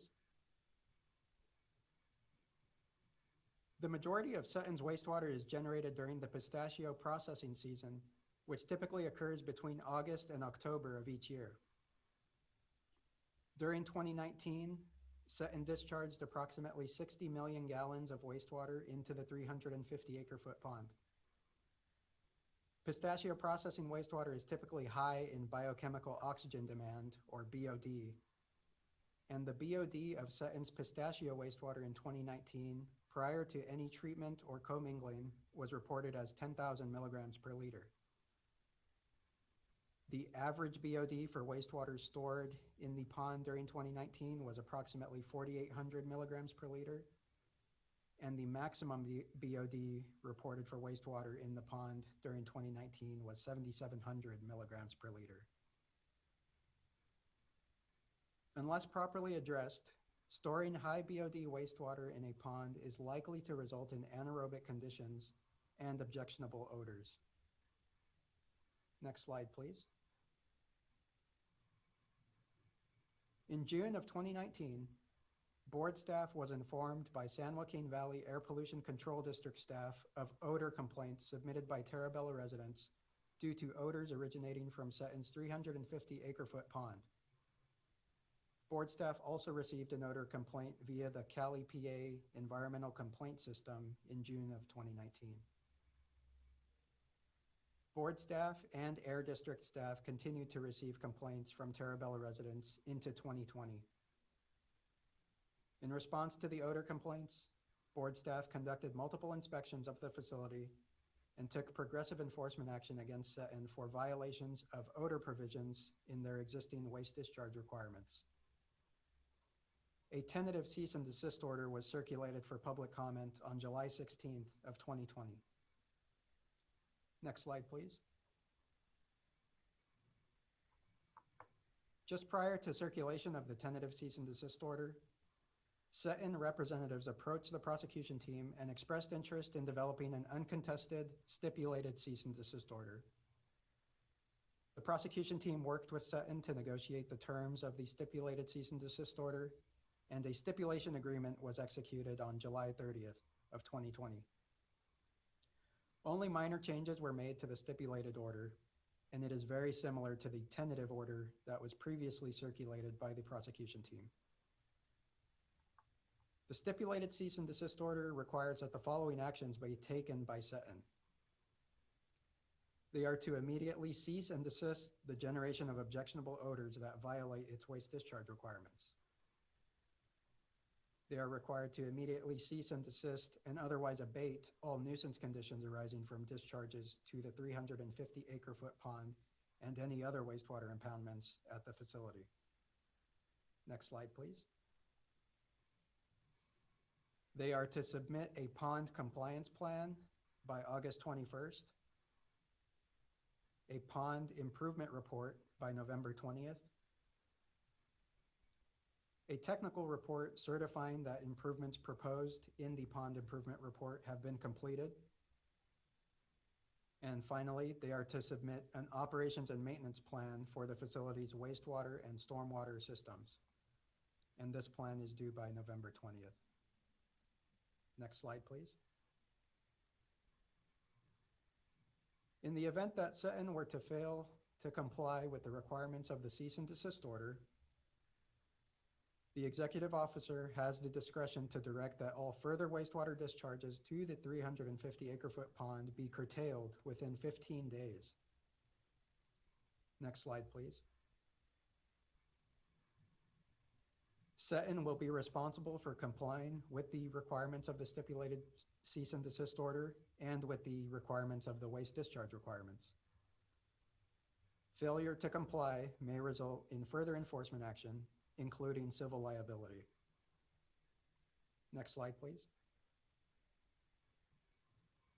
So in summary, the stipulated cease and desist order requires that Seton immediately stop generating objectionable odors that violate its waste discharge requirements and requires that Seton submit technical reports associated with their compliance efforts. If Seton fails to comply with the cease and desist order, they may be required to curtail further wastewater discharge to their 350 acre-foot pond and may be subject to further enforcement action. The prosecution team recommends that the board adopt the stipulated cease and desist order. And as stated earlier, the other designated parties in this matter, Seton Pistachio and Terabella Voice for Change, are also in support of adoption of the stipulated cease and desist order. Next slide, please. This concludes our presentation. We request that this presentation and our evidentiary submittals be entered into the record. And the prosecution team is now available to take any comments or questions. Thank you.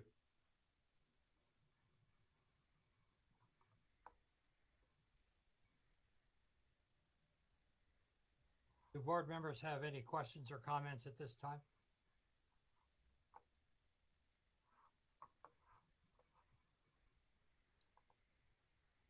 We've passed July 30th, and I'm just curious, has anything happened with the odors?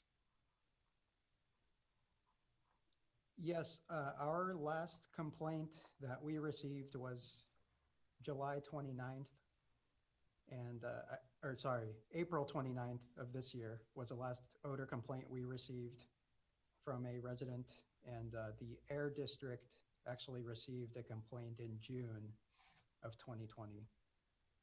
So there have not been complaints during July or August of this year. Any further questions or comments?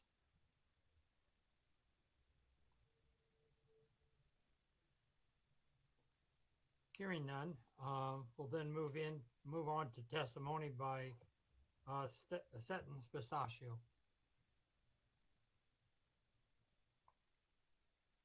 And thank you very much for your testimony. Chair Longley. Yes. This is Dan Kippen. I'm attorney for the prosecution team. Before we move on, we would like to reserve the balance of our time if necessary. Okay. Thank you. Gene, if you could unmute Mr. John Kinsey for the Seton item. Yes, I think I've been unmuted. There we go. Good evening, members of the board, Dr. Longley.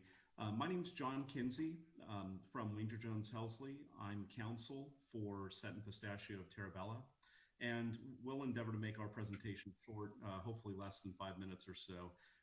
And obviously, although likely unnecessary, we would also like to reserve the remainder of our time. I'm here today with Lee Cohen, who's the general manager of Seton, and he'll be making some brief remarks to the board. And if there are questions, Fernando Rios, who is the regulatory and compliance coordinator for Seton, will also be available, as will Craig Hartman of Craig Hartman Engineering. But initially, I wanted to thank the regional board staff and the prosecution team for their work in reaching a resolution acceptable to the prosecution team, Terabella Voices for Change in Seton, and wanted to express on behalf of Seton that we look forward to working cooperatively with the regional board in the months to come. So with that, I would like to introduce Mr. Cohen and request that he be unmuted.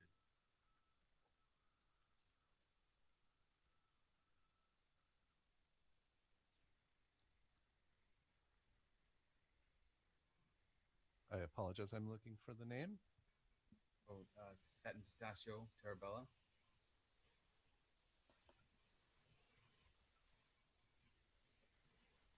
Hello?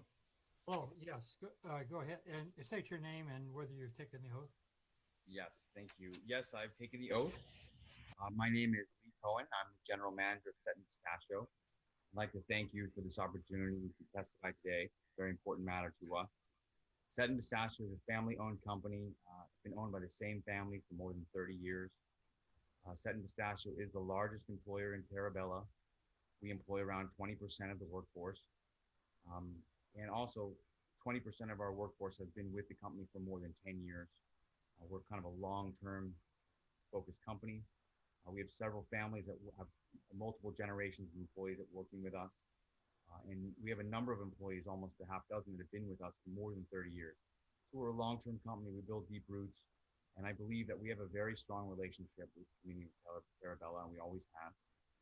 Satin Pistachio takes great pride in our involvement in the community, and being an environmental steward, and as well as our giving a commitment to sustainable business. I'd like to share with you a few examples of our community leadership and our charitable giving. Just recently, this week, in fact, Satin Pistachio executed an agreement with Ducor Telecom to provide free Wi-Fi for all residents of Terabella. We're swapping a fiber connection for some land that we're putting a tower on and make that available to all the disadvantaged, citizens of the Terabella community. A number of years ago, Seton built an ADA compliant community playground. It's the only recreation space in Terabella. Swings, slides, merry-go-round, family picnic tables, barbecue, sunshade structures. We also built a community drinking water delivery station to deliver potable water to the community. Some parts of Terabella do not have plumbed water, so we make drinking water, chlorinated drinking water available to the community on our playground. We've also constructed a number of community improvements: sidewalks, gutters, stormwater catch basins, storm drains, crosswalks, bus stop, storm drain culverts. We do that in partnership with Tulare County. We just completed a project last month, and we have another one coming up next month, more sidewalks. We operate a college encouragement program for the children of our employees. We've given out $55,000 in scholarships. We've taken about 75 kids to college for tours, so they can get a firsthand view of what college looks like. We run an internship program for local kids to join our quality department, our engineering department. I'm also excited to say that we're starting an industrial technology robotics school. Seton is putting in $1 million to build a robotics school for disadvantaged youth in the Terabella community. We're going to be making available this program for 18 to 23-year-olds who have high school graduate certification, and we think that we have the possibility of really changing the trajectory of their lives by giving them access to industrial technology training. That school is, we're starting construction this month. Very excited about that. I'd also like to demonstrate to the board our commitment on environmental leadership. We installed a number of years ago solar facilities. 100% of our post-harvest processing power needs come from solar panels, 1.7 megawatts. We also donate about 30 million pounds of pistachio shells for dust mitigation around the valley. We give it to Tulare County, the city of Porterville. That's important to us. We also have a 40-acre compost yard where we're repurposing our harvest biomass into fertilizer that we reuse back in our orchard. And then the pond, of course, which is the topic at issue tonight. We built that solely to promote recharge and conservation. For 35 years, we had done direct land application. We built this for the purpose of reusing our water. We had some chemistry complexities that made an odor, but that was a lesson learned. That's been permanently resolved. It will not repeat. I'd like to address the proposed stipulated CDO. We appreciate the opportunity to work with the water board. Stetton Pistachio is a very, very highly ethical company with the utmost integrity. We always do the right thing. We know that we did have periods of odor that has been resolved permanently. We spent more than $3 million on equipment, filtration, pH management systems, a lot of equipment to engineer a solution to ensure this doesn't happen. So we are committed to ensuring the ponds will not cause offensive or offsite odors in the future. To that end, as I said before, we spent millions of dollars to ensure that commitment, and we will do the right thing every day. And Stetton looks forward to working very cooperatively with the regional board in the coming months to demonstrate our compliance and commitment. Thank you very much for the opportunity to address you this evening. Thank you. Thank you for your presentation. It certainly appears that you have been a very good community citizen with all of the measures that you've taken to improve life for there in Terabella. Any board members have any comments or questions? Dr. Longley, this is Carmen. I do have a question. Go ahead. So I understand that there was some unexpected chemistry. Oh, my computer fell. I'm okay. Don't worry. That there was some unexpected chemistry that did cause odor, and I appreciate that that Stetton acknowledges that was the case. You said that there were some chemistry issues, that those have been resolved, that you don't expect this to repeat. When were those issues solved, if you can pinpoint a date? Oh, I think he's muted. Okay, thank you.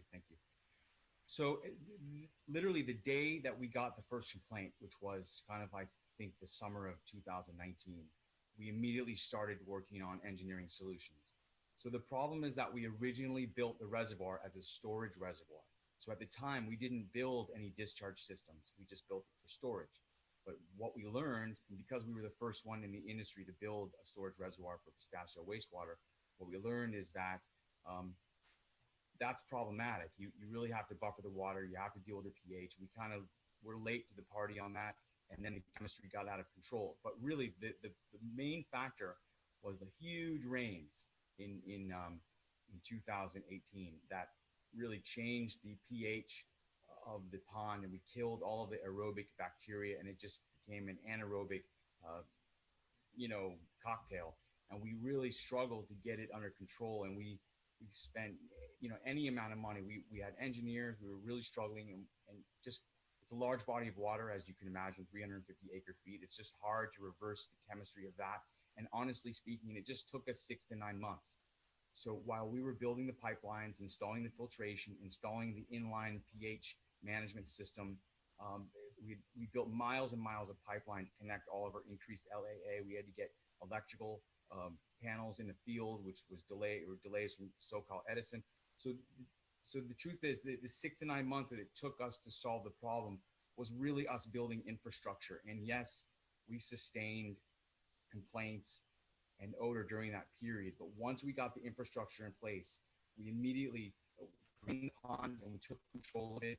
It was empty for about 90 days, pond, and all the complaints went away. There was one complaint in June, but it had nothing to do with wastewater. The pond was empty. It was actually solids, organic solids that we had removed and we were disking in. That was the source of that complaint. It was not water. But the point is, we did everything we had to do to resolve it. We're very happy with the current situation.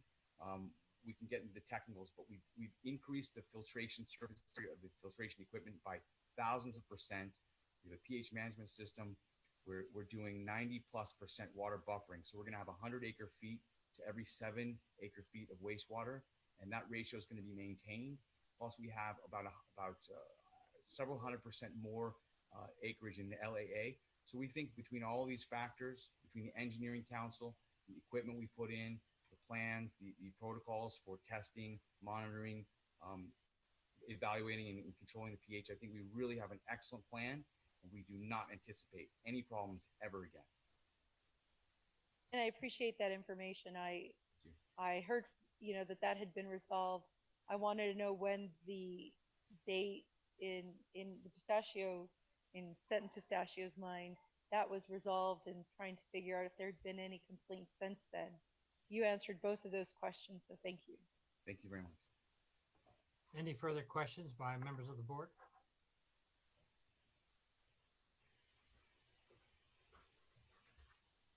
I'm waiting a moment because it takes people a moment to unmute. Hearing none, thank you for your testimony, and we will move to testimony by Tarabella, Voice of Change. Ms. Thompson has the ability to speak now. Am I unmuted? Yes. You are. Thank you. Great. Thank you. Good evening, Chair Longley and members of the board. Thank you for having us here today, for taking up this very important item. My name is Mariah Thompson. I am legal counsel for Tarabella Voice for Change. Tarabella Voice for Change is a unincorporated neighborhood association made up of residents from Tarabella. They have been working together related to this issue, the odor issue, as well as other issues in their community for, I think, a year, maybe 2 years now. I began working with them about a year ago after the community had already done a substantial amount of organizing work, community efforts towards resolving the issue with the odor, and residents were kind of unsure what to do next. So we began meeting and began having conversations with the air board and then later with the water board. And we found those conversations to be very encouraging. It was very helpful for residents when we began to see state agencies take an interest and open investigations and began showing up and listening to the communities and really taking the community considerations, taking them and moving them forward. And we are here tonight to support the order. We've seen the stipulated order. We've had a chance to review it. We are very happy that this order can take effect now before the beginning of the harvesting season for the pistachios, which will begin pretty soon.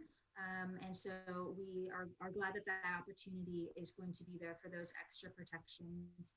And I have brought with me tonight 2 residents from Tarabella that represent Tarabella Voice for Change. And that is Lupe Cypress and Fred Beltran. And they are here to speak about their experiences and why this action tonight will be very important to them. So I'm going to turn it over to them. They are both under the same Zoom account, which is Fred Beltran. Thank you. Are we making that change, Gene? Yes, we are. So they're available.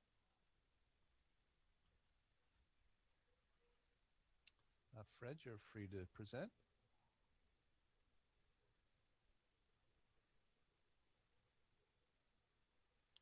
I show your mic is unmuted.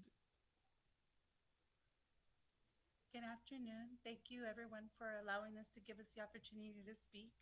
My name is Lupe Cypress. I'm a member of the Tarabella community. I've been living in Tarabella for 46 years. I have established my life here, my life. I'm married. I have 3 children. They all went through our school district here. And have you taken the oath? Yes, I have taken the oath. I'm so sorry. Thank you. Go ahead. So I am also a member of the Tarabella Voice for Change, which is a nonprofit group that we began to, the group is composed of several of the community members. We address issues that are in our community. And one of the issues that came up was the odor from Stetton Pistachio. The odor was dating back from 2018. As the year progressed and Stetton continued to grow, the smell just became more intense. In 2019, we gathered and we came up and spoke with Mariah Thompson, and we signed an agreement. We attempted to speak with Sutton Pistachio and work with them. And we collected a petition of 520 signatures of community residents. I just wanted to say that thanks to the water board, these issues are being addressed and taken care of. And as a community, we do accept the stipulations in order, or what we're working towards tonight. We are very thankful to the Regional Water Board. Our town is very looking forward to having our small community town once more, to be able to enjoy outdoor and indoor activities. We are a small community. We are looking forward to having a peaceful environment back once, everything gets situated. On behalf of Tarabella, I thank you for your time and acknowledgement. Thank you very much. I'm going to go ahead and pass it over to Fred Beltran. Yes, please. But at this point, are any questions by board members? I don't have any questions, Lupi, but this is Carmen Ramirez. Let me turn on my video here. I appreciate your testimony, and I've known people from Tierra Bella over at UCLA when I was in school there, and they had great things to say. Felt like they knew everybody there, like the community cared about each other. So it's nice to to hear that that's still going on. I do have one question for you. As far as you know, how far did the odor reach? I mean, was it right on the edge of town? Did it permeate all through the town? I mean, I understand that it's gone away, but I'm just trying to figure out if it was the neighbors immediately surrounding the area or if it was the whole town. I will be honest with you. The smell, I live about half a mile away from where the pond is at, downwind, unfortunately, from where the pond is at. So I get 90% of the smell. Even currently, till this day, we still get smell from the Pistachio Reservoir, from the pond. But the smell, it is, if you're familiar with our town, it reached all the way out to where the Grandview Packing House is at. I believe that is road 230, 224. It's about 2 to 3 miles out. Fred Beltran has more of the statistics in regards to how far the smell lingered out to. A lot of the research, Fred will be speaking about that. That's his presentation. But I'm glad you got to know a fellow Tarabellian. I did. His name is Carlos Leiva, and I think he's an attorney now. So yes. He's a nice person. Yes, well, one of these days, if you'd like to come out and say hello to our little town, you're more than welcome to. Well, thank you. Thank you. Any more questions? Right. Any more questions or comments by board members?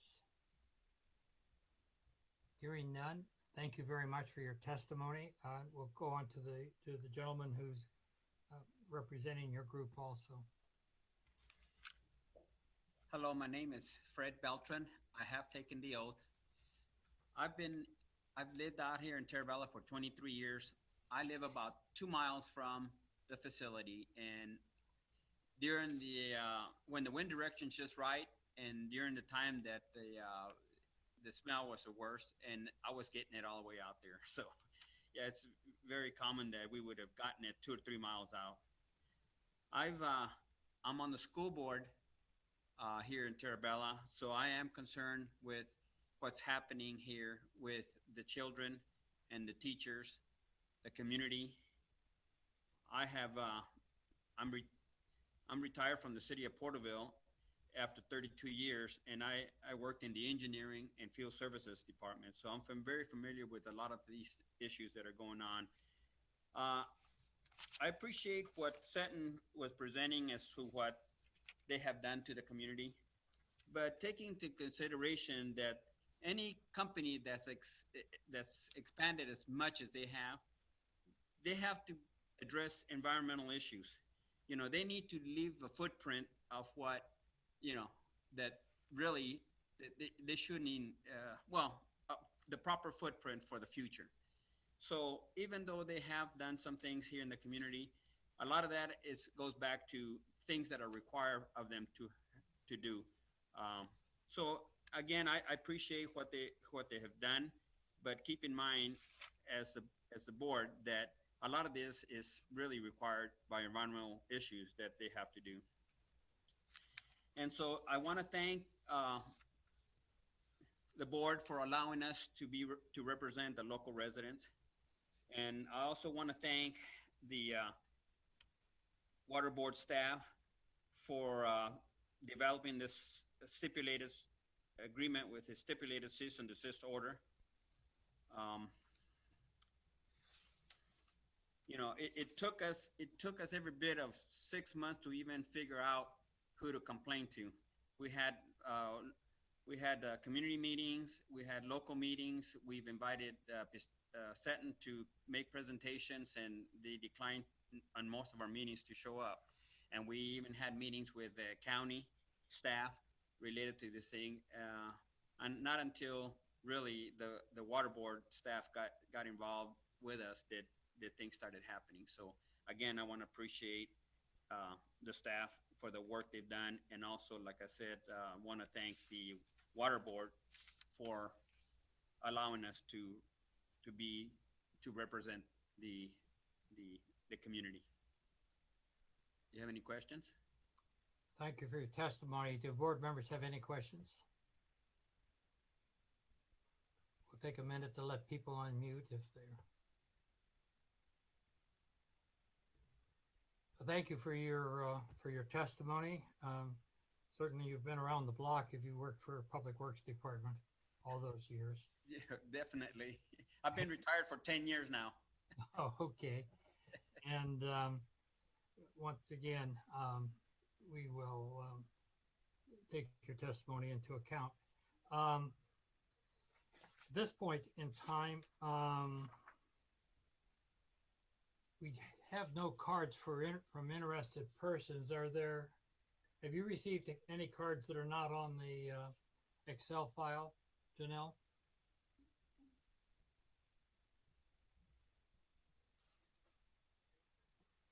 She's checking, Dr. Longley. Dr. Longley? Yes. We have Nayamin Martinez. Yes. And very good. If we could unmute her and get her ready to testify. We're ready for her testimony. I'm also ready. There you are. Good evening, Chair Longley and board members. My name is Nayamin Martinez, and I have taken the oath. And I am here on behalf of the Central California Environmental Justice Network, or CCJN. We are the administrator of the IVAN reporting network in Tulare County. Last year, we began this program that allows residents to submit complaints about environmental issues that they see in their community. Since then, we have received more than 40 complaints from community members regarding the odor from Terravela. All these reports have been also sent to the Regional Water Board and also to the San Joaquin Air District. Once a month, we convene task force meetings where all these agencies and residents come together and continue the discussion on how to solve these issues. Today, I am happy to hear and I am in support of the cease and desist order, but I would just ask the board members today to consider that measures are put into place to ensure that no more nuisance will be caused by the way Seton is discharging their wastewater. It was more than 2 years that Terravela residents suffer from this odor. And I have some testimonies to share. Some residents were saying that they cannot be outdoors, even enjoying the park that was described by the Seton representative. They had to close their windows because it's indoors, it was unbearable, the odor. And people who have children who are attending college in other parts of the state have said that their clothes were permeated with the smell, even being far away from their homes.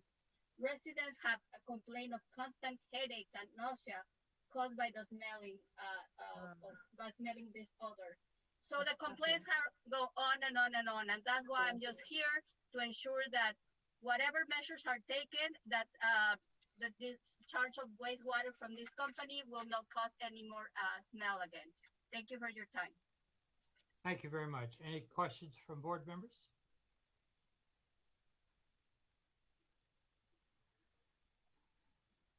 Thank you for your testimony. Is there any other interested person who wishes to testify at this time? Yes, Janelle, do you have any indication of? I believe Rachel Ray, Miss Ray. Okay.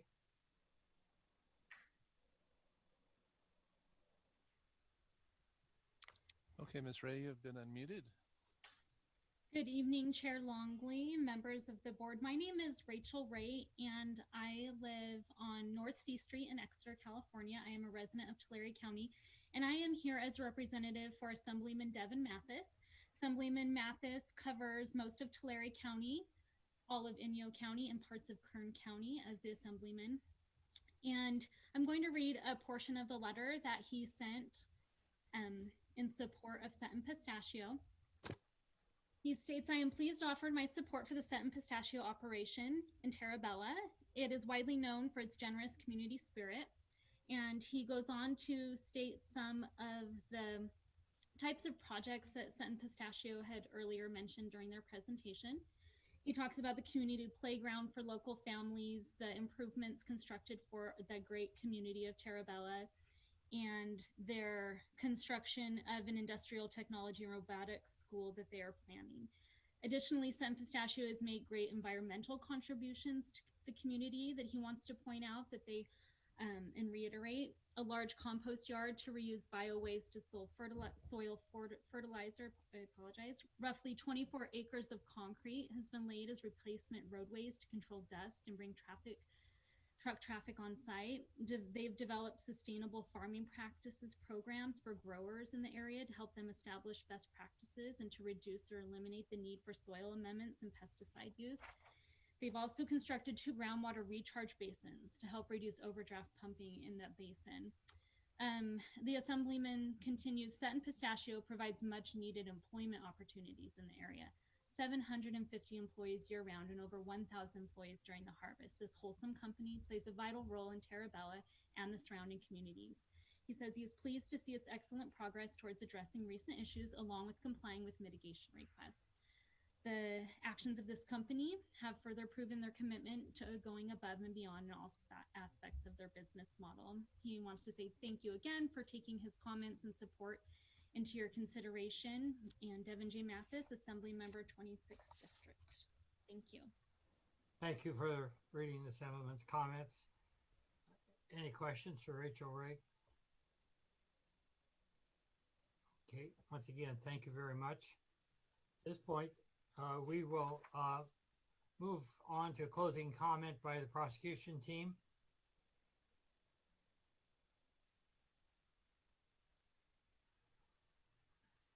Dr. Longley, this is Clay Rogers. Don't we typically go last? And Carl, it would be the way we'd be doing it would be. Yeah, that's what I was thinking because it was flipped here. Okay, not a problem. I thought it's the great wisdom that puts this together. Hello, Adam. Yeah, sorry about that. Closing statement by Terabella Voice of Change.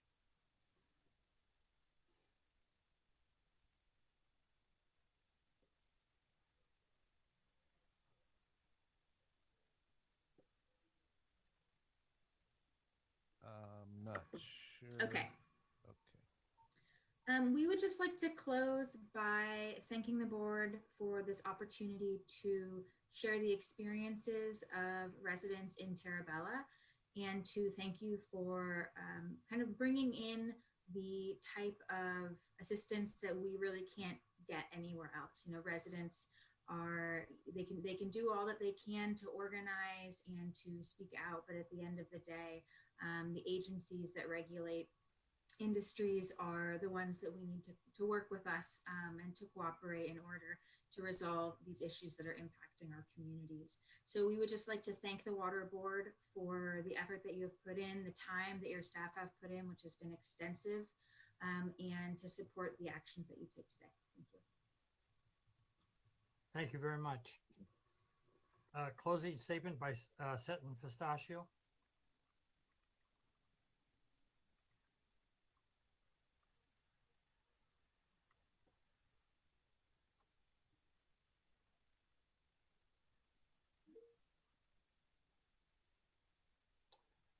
Yes, thank you very much for your consideration of this item. Members of the board, this is something obviously that Seton has been working on for quite some time, and that they look forward to continuing to work with the regional board regarding these long-term goals. Thank you very much. Thank you.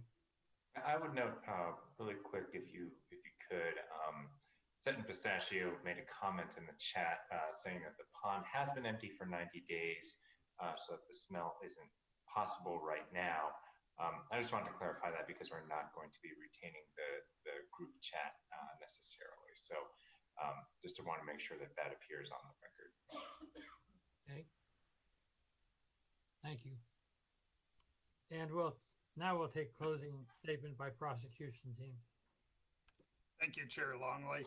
This is Clay Rogers, your Assistant Executive Officer in the Fresno office. I'll just real briefly go that, you know, this has been an ongoing concern that staff have heard, you know, and I specifically want to thank the residents of Terabella and Seton Pistachio, Mr. Cohen and others for working through these issues and being able to come up with a stipulated agreement. There was a lot of effort on all of the parties to get to the point where we are, you know, and we sincerely hope that, you know, all of the issues have been addressed so that the odor problems do not continue. But we will, you know, assuming that the order is adopted, you know, the cease and desist order is there to ensure that Seton understands there are serious repercussions from not doing that. You know, as I said, all the parties have worked hard. A lot of time has been spent by all of them. We appreciate that very much. And I just want to recommend that the board adopt the stipulated order as proposed. And I do not believe there are any late changes to add to that. Thank you. Thank you. Thank you very much. At this time, we'll close the hearing. We'll limit discussion to board members and members of the advisory team. First off, I'd like to ask for comments from the executive officer and the advisory team council if they have any.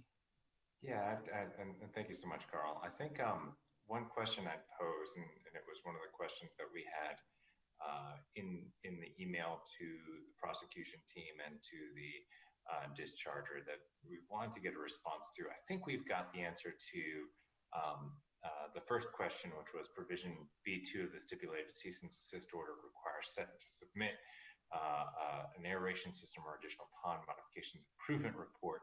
I believe this is also intended to detail the improvements that have already been made, but I'd like to make sure that that's clear. And if I could have the prosecution team respond to the question that we posed, will the facility's current monitoring and reporting program be supplemented to include any additional requirements such as increased dissolved oxygen or odor monitoring, or plan for performance data collection during the harvest season to assess the effectiveness of the improvements? You know, essentially trying to ask the same question that I think Denise was asking, you know, are we sure we're getting the granularity to make sure that there aren't any odor issues this upcoming season? Thanks, Mr. Palupa. This is Clay Rogers again, the Assistant Executive Officer for Fresno. And I'll clarify that. I believe there is a finding in the stipulated order and the order that was circulated that there would be a modified monitoring and reporting program put together for that. Staff have been working in parallel on a monitoring and reporting program to include additional monitoring to address these issues because, you know, it is staff's opinion that some modification of locations and frequency is appropriate. So that is being done. We anticipate that we will send that out for review by Set and Pistachio. We'll also share that with Terabella Voice for Change and work on hopefully coming up with a monitoring and reporting program that meets our needs and is acceptable to all the parties. That draft order, that administrative draft, is basically been drafted but not sent out yet because we've been concentrating most of our efforts on preparing for this hearing, working on the stipulated order, as we wanted to ensure that an order was in place prior to the beginning of the processing season. Thank you.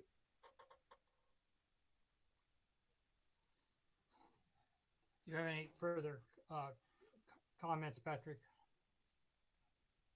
No, I don't. I mean, I certainly, I think we looked long and hard through the draft cease and desist order as this item developed.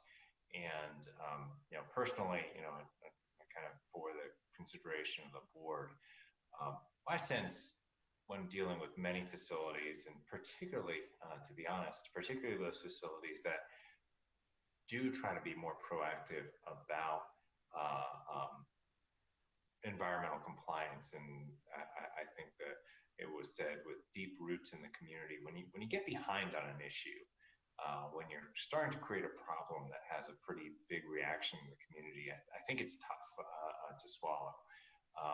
But I think that what we see here is that SET has made a good faith effort that is borne out by the information that they've proposed, by the substantial upgrades that they've made to the facility, and to deal with those odors and to make sure that the community will not be further impacted by their operations. I think that we've got a situation in which, you know, again, we have a great tool to make sure that those commitments are honored. And that's really what the cease and desist order is. As I know we've discussed in many other cases before you, the thing that the cease and desist order gets is an additional enforcement leverage, and it's a pretty large additional enforcement leverage. The cease and desist order, unlike the waste discharge requirements, is directly enforceable through petition to the Attorney General's office. So that's pretty significant. You know, we can get injunctions off the cease and desist order in a manner that is a little more tricky to do under a waste discharge requirements only. And certainly, as with most requirements, there are potential penalties if they don't meet the requirements in the cease and desist order.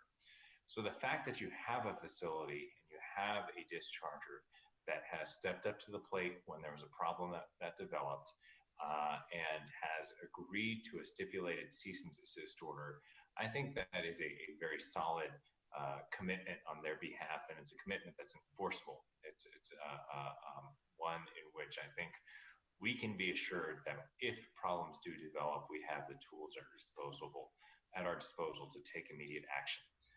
And so I think that's important. That's really where my concerns are, and I think that my concerns are satisfied with the proposed cease and desist order. Well, certainly that's good to hear. Any comments by board members? And by the way, Chair will entertain a motion. I have a comment, Dr. Longley. I'm really happy and would like to commend the Terabella representatives that came and followed this all the way through until they got to the right agency that could help them. That's a tremendous feat. And it's also going back to what we had talked about earlier in our meeting, the importance of having representation. And I'm in support of this. I think that Seton has taken a step forward. It's unfortunate that all of these things had to come about, and we had to have the 520 signatures and 2 years of smelling an odor and not being able to enjoy the park that they placed out there. You can do all those great things, but if it impacts a community, then, it kind of makes it a little bit more challenging. And so they've taken a step forward. The community certainly did its job to try to get a handle on this. And now that you have both parties at the table, I'm in support of this. And, unless there are any other comments by the board members, I'll entertain a motion to move forward with item number item 5 on the agenda to approve the cease and desist. I'll second the motion. Well, I have a motion. Denise has made the motion and Mark has seconded. Is there any further discussion before we go to voting? This is Carmen. I like what Denise said because it's true. You can try to do the right things when wrong things happen inadvertently.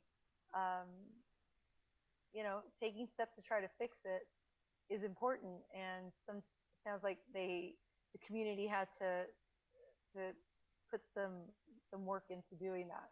So I recognize that the change didn't come easy, and somebody had made a comment that a lot of the improvements that have been made, were required or were some kind of settlement agreement, and I see that, and I've seen that in other agreements too. But even with all that, it seems like Sutton Pistachio has tried to be a good citizen in the community. I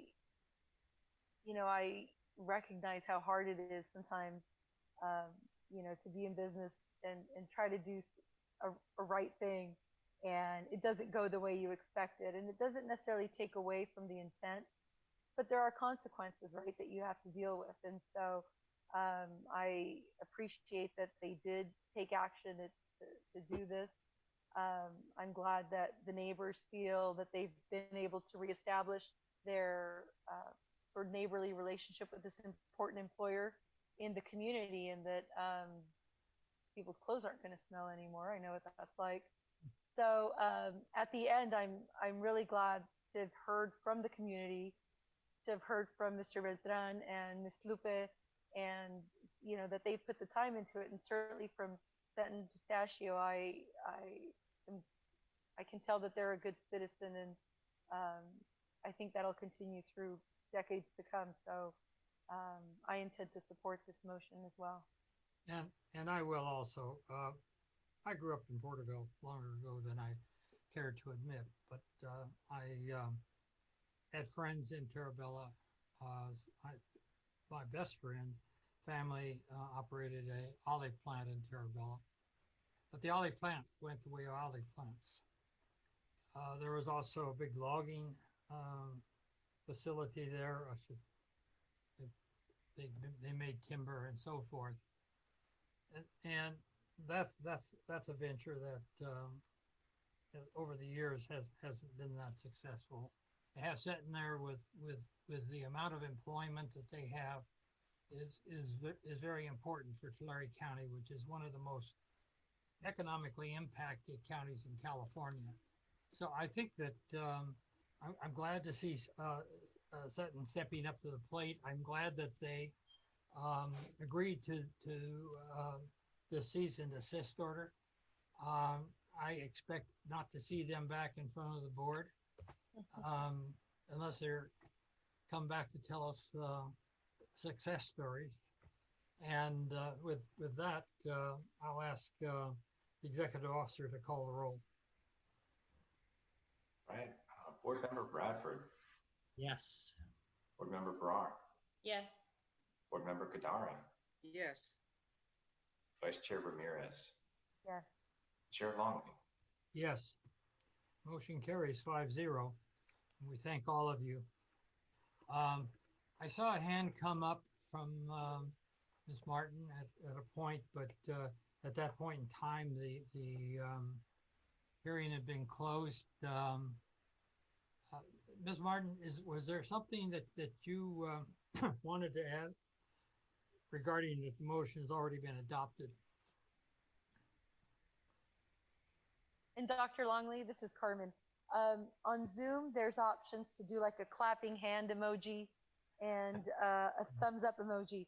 So I saw it too, and it was a clapping emoji. I don't think it's necessarily a question. No. And what are you going to do when the motion doesn't pass? You need another emoji for that. Well, and then, Dr. Longley, as you were speaking, there was a comment that came up from Scent Pistachio that said you'll never see them again. So if we're gonna dictate what's going on, that was a funny comment that was made. So Scent Pistachio wants to be unmuted. I made the point that we will listen to success stories. Oh, well, thank you very much. The motion has carried. I think I really do want to thank everyone, every member of the team who, it's after hours, and so we're working to try and do our best effort. I want to thank the board members for coming out in the evening to facilitate this public process, and especially some of our support staff. I know we can never thank them enough, especially Janelle, who's here, who really there are a few people short in the administrative support unit, so getting the documents available to get up online, ADA compliant, things like that, and helping to run this meeting. I really want to extend my thanks to them. They're really getting out of their way, going out of their way to make sure that we have a smooth process, even in these pretty crazy times. So thank you so much, and thank you to the members. We do have two people that wanted to make comments. You can make comments tomorrow morning. Agenda item 8 is a public forum. You'll have 3 minutes, and I suggest that that would be a good time to show up and to make your comments. Thank you very much, everybody. The meeting is now recessed until 9 o'clock tomorrow morning. And thanks. We will actually start going live, about 8:30? Yes, please. Good. Sound checks. Sound checks, but we will not take any action items until 9. Just make sure everybody's logged in. We're just making sure that things work. Good. All right. Thank you. Bye. Good night, everybody. Good night. Good evening. Bye-bye.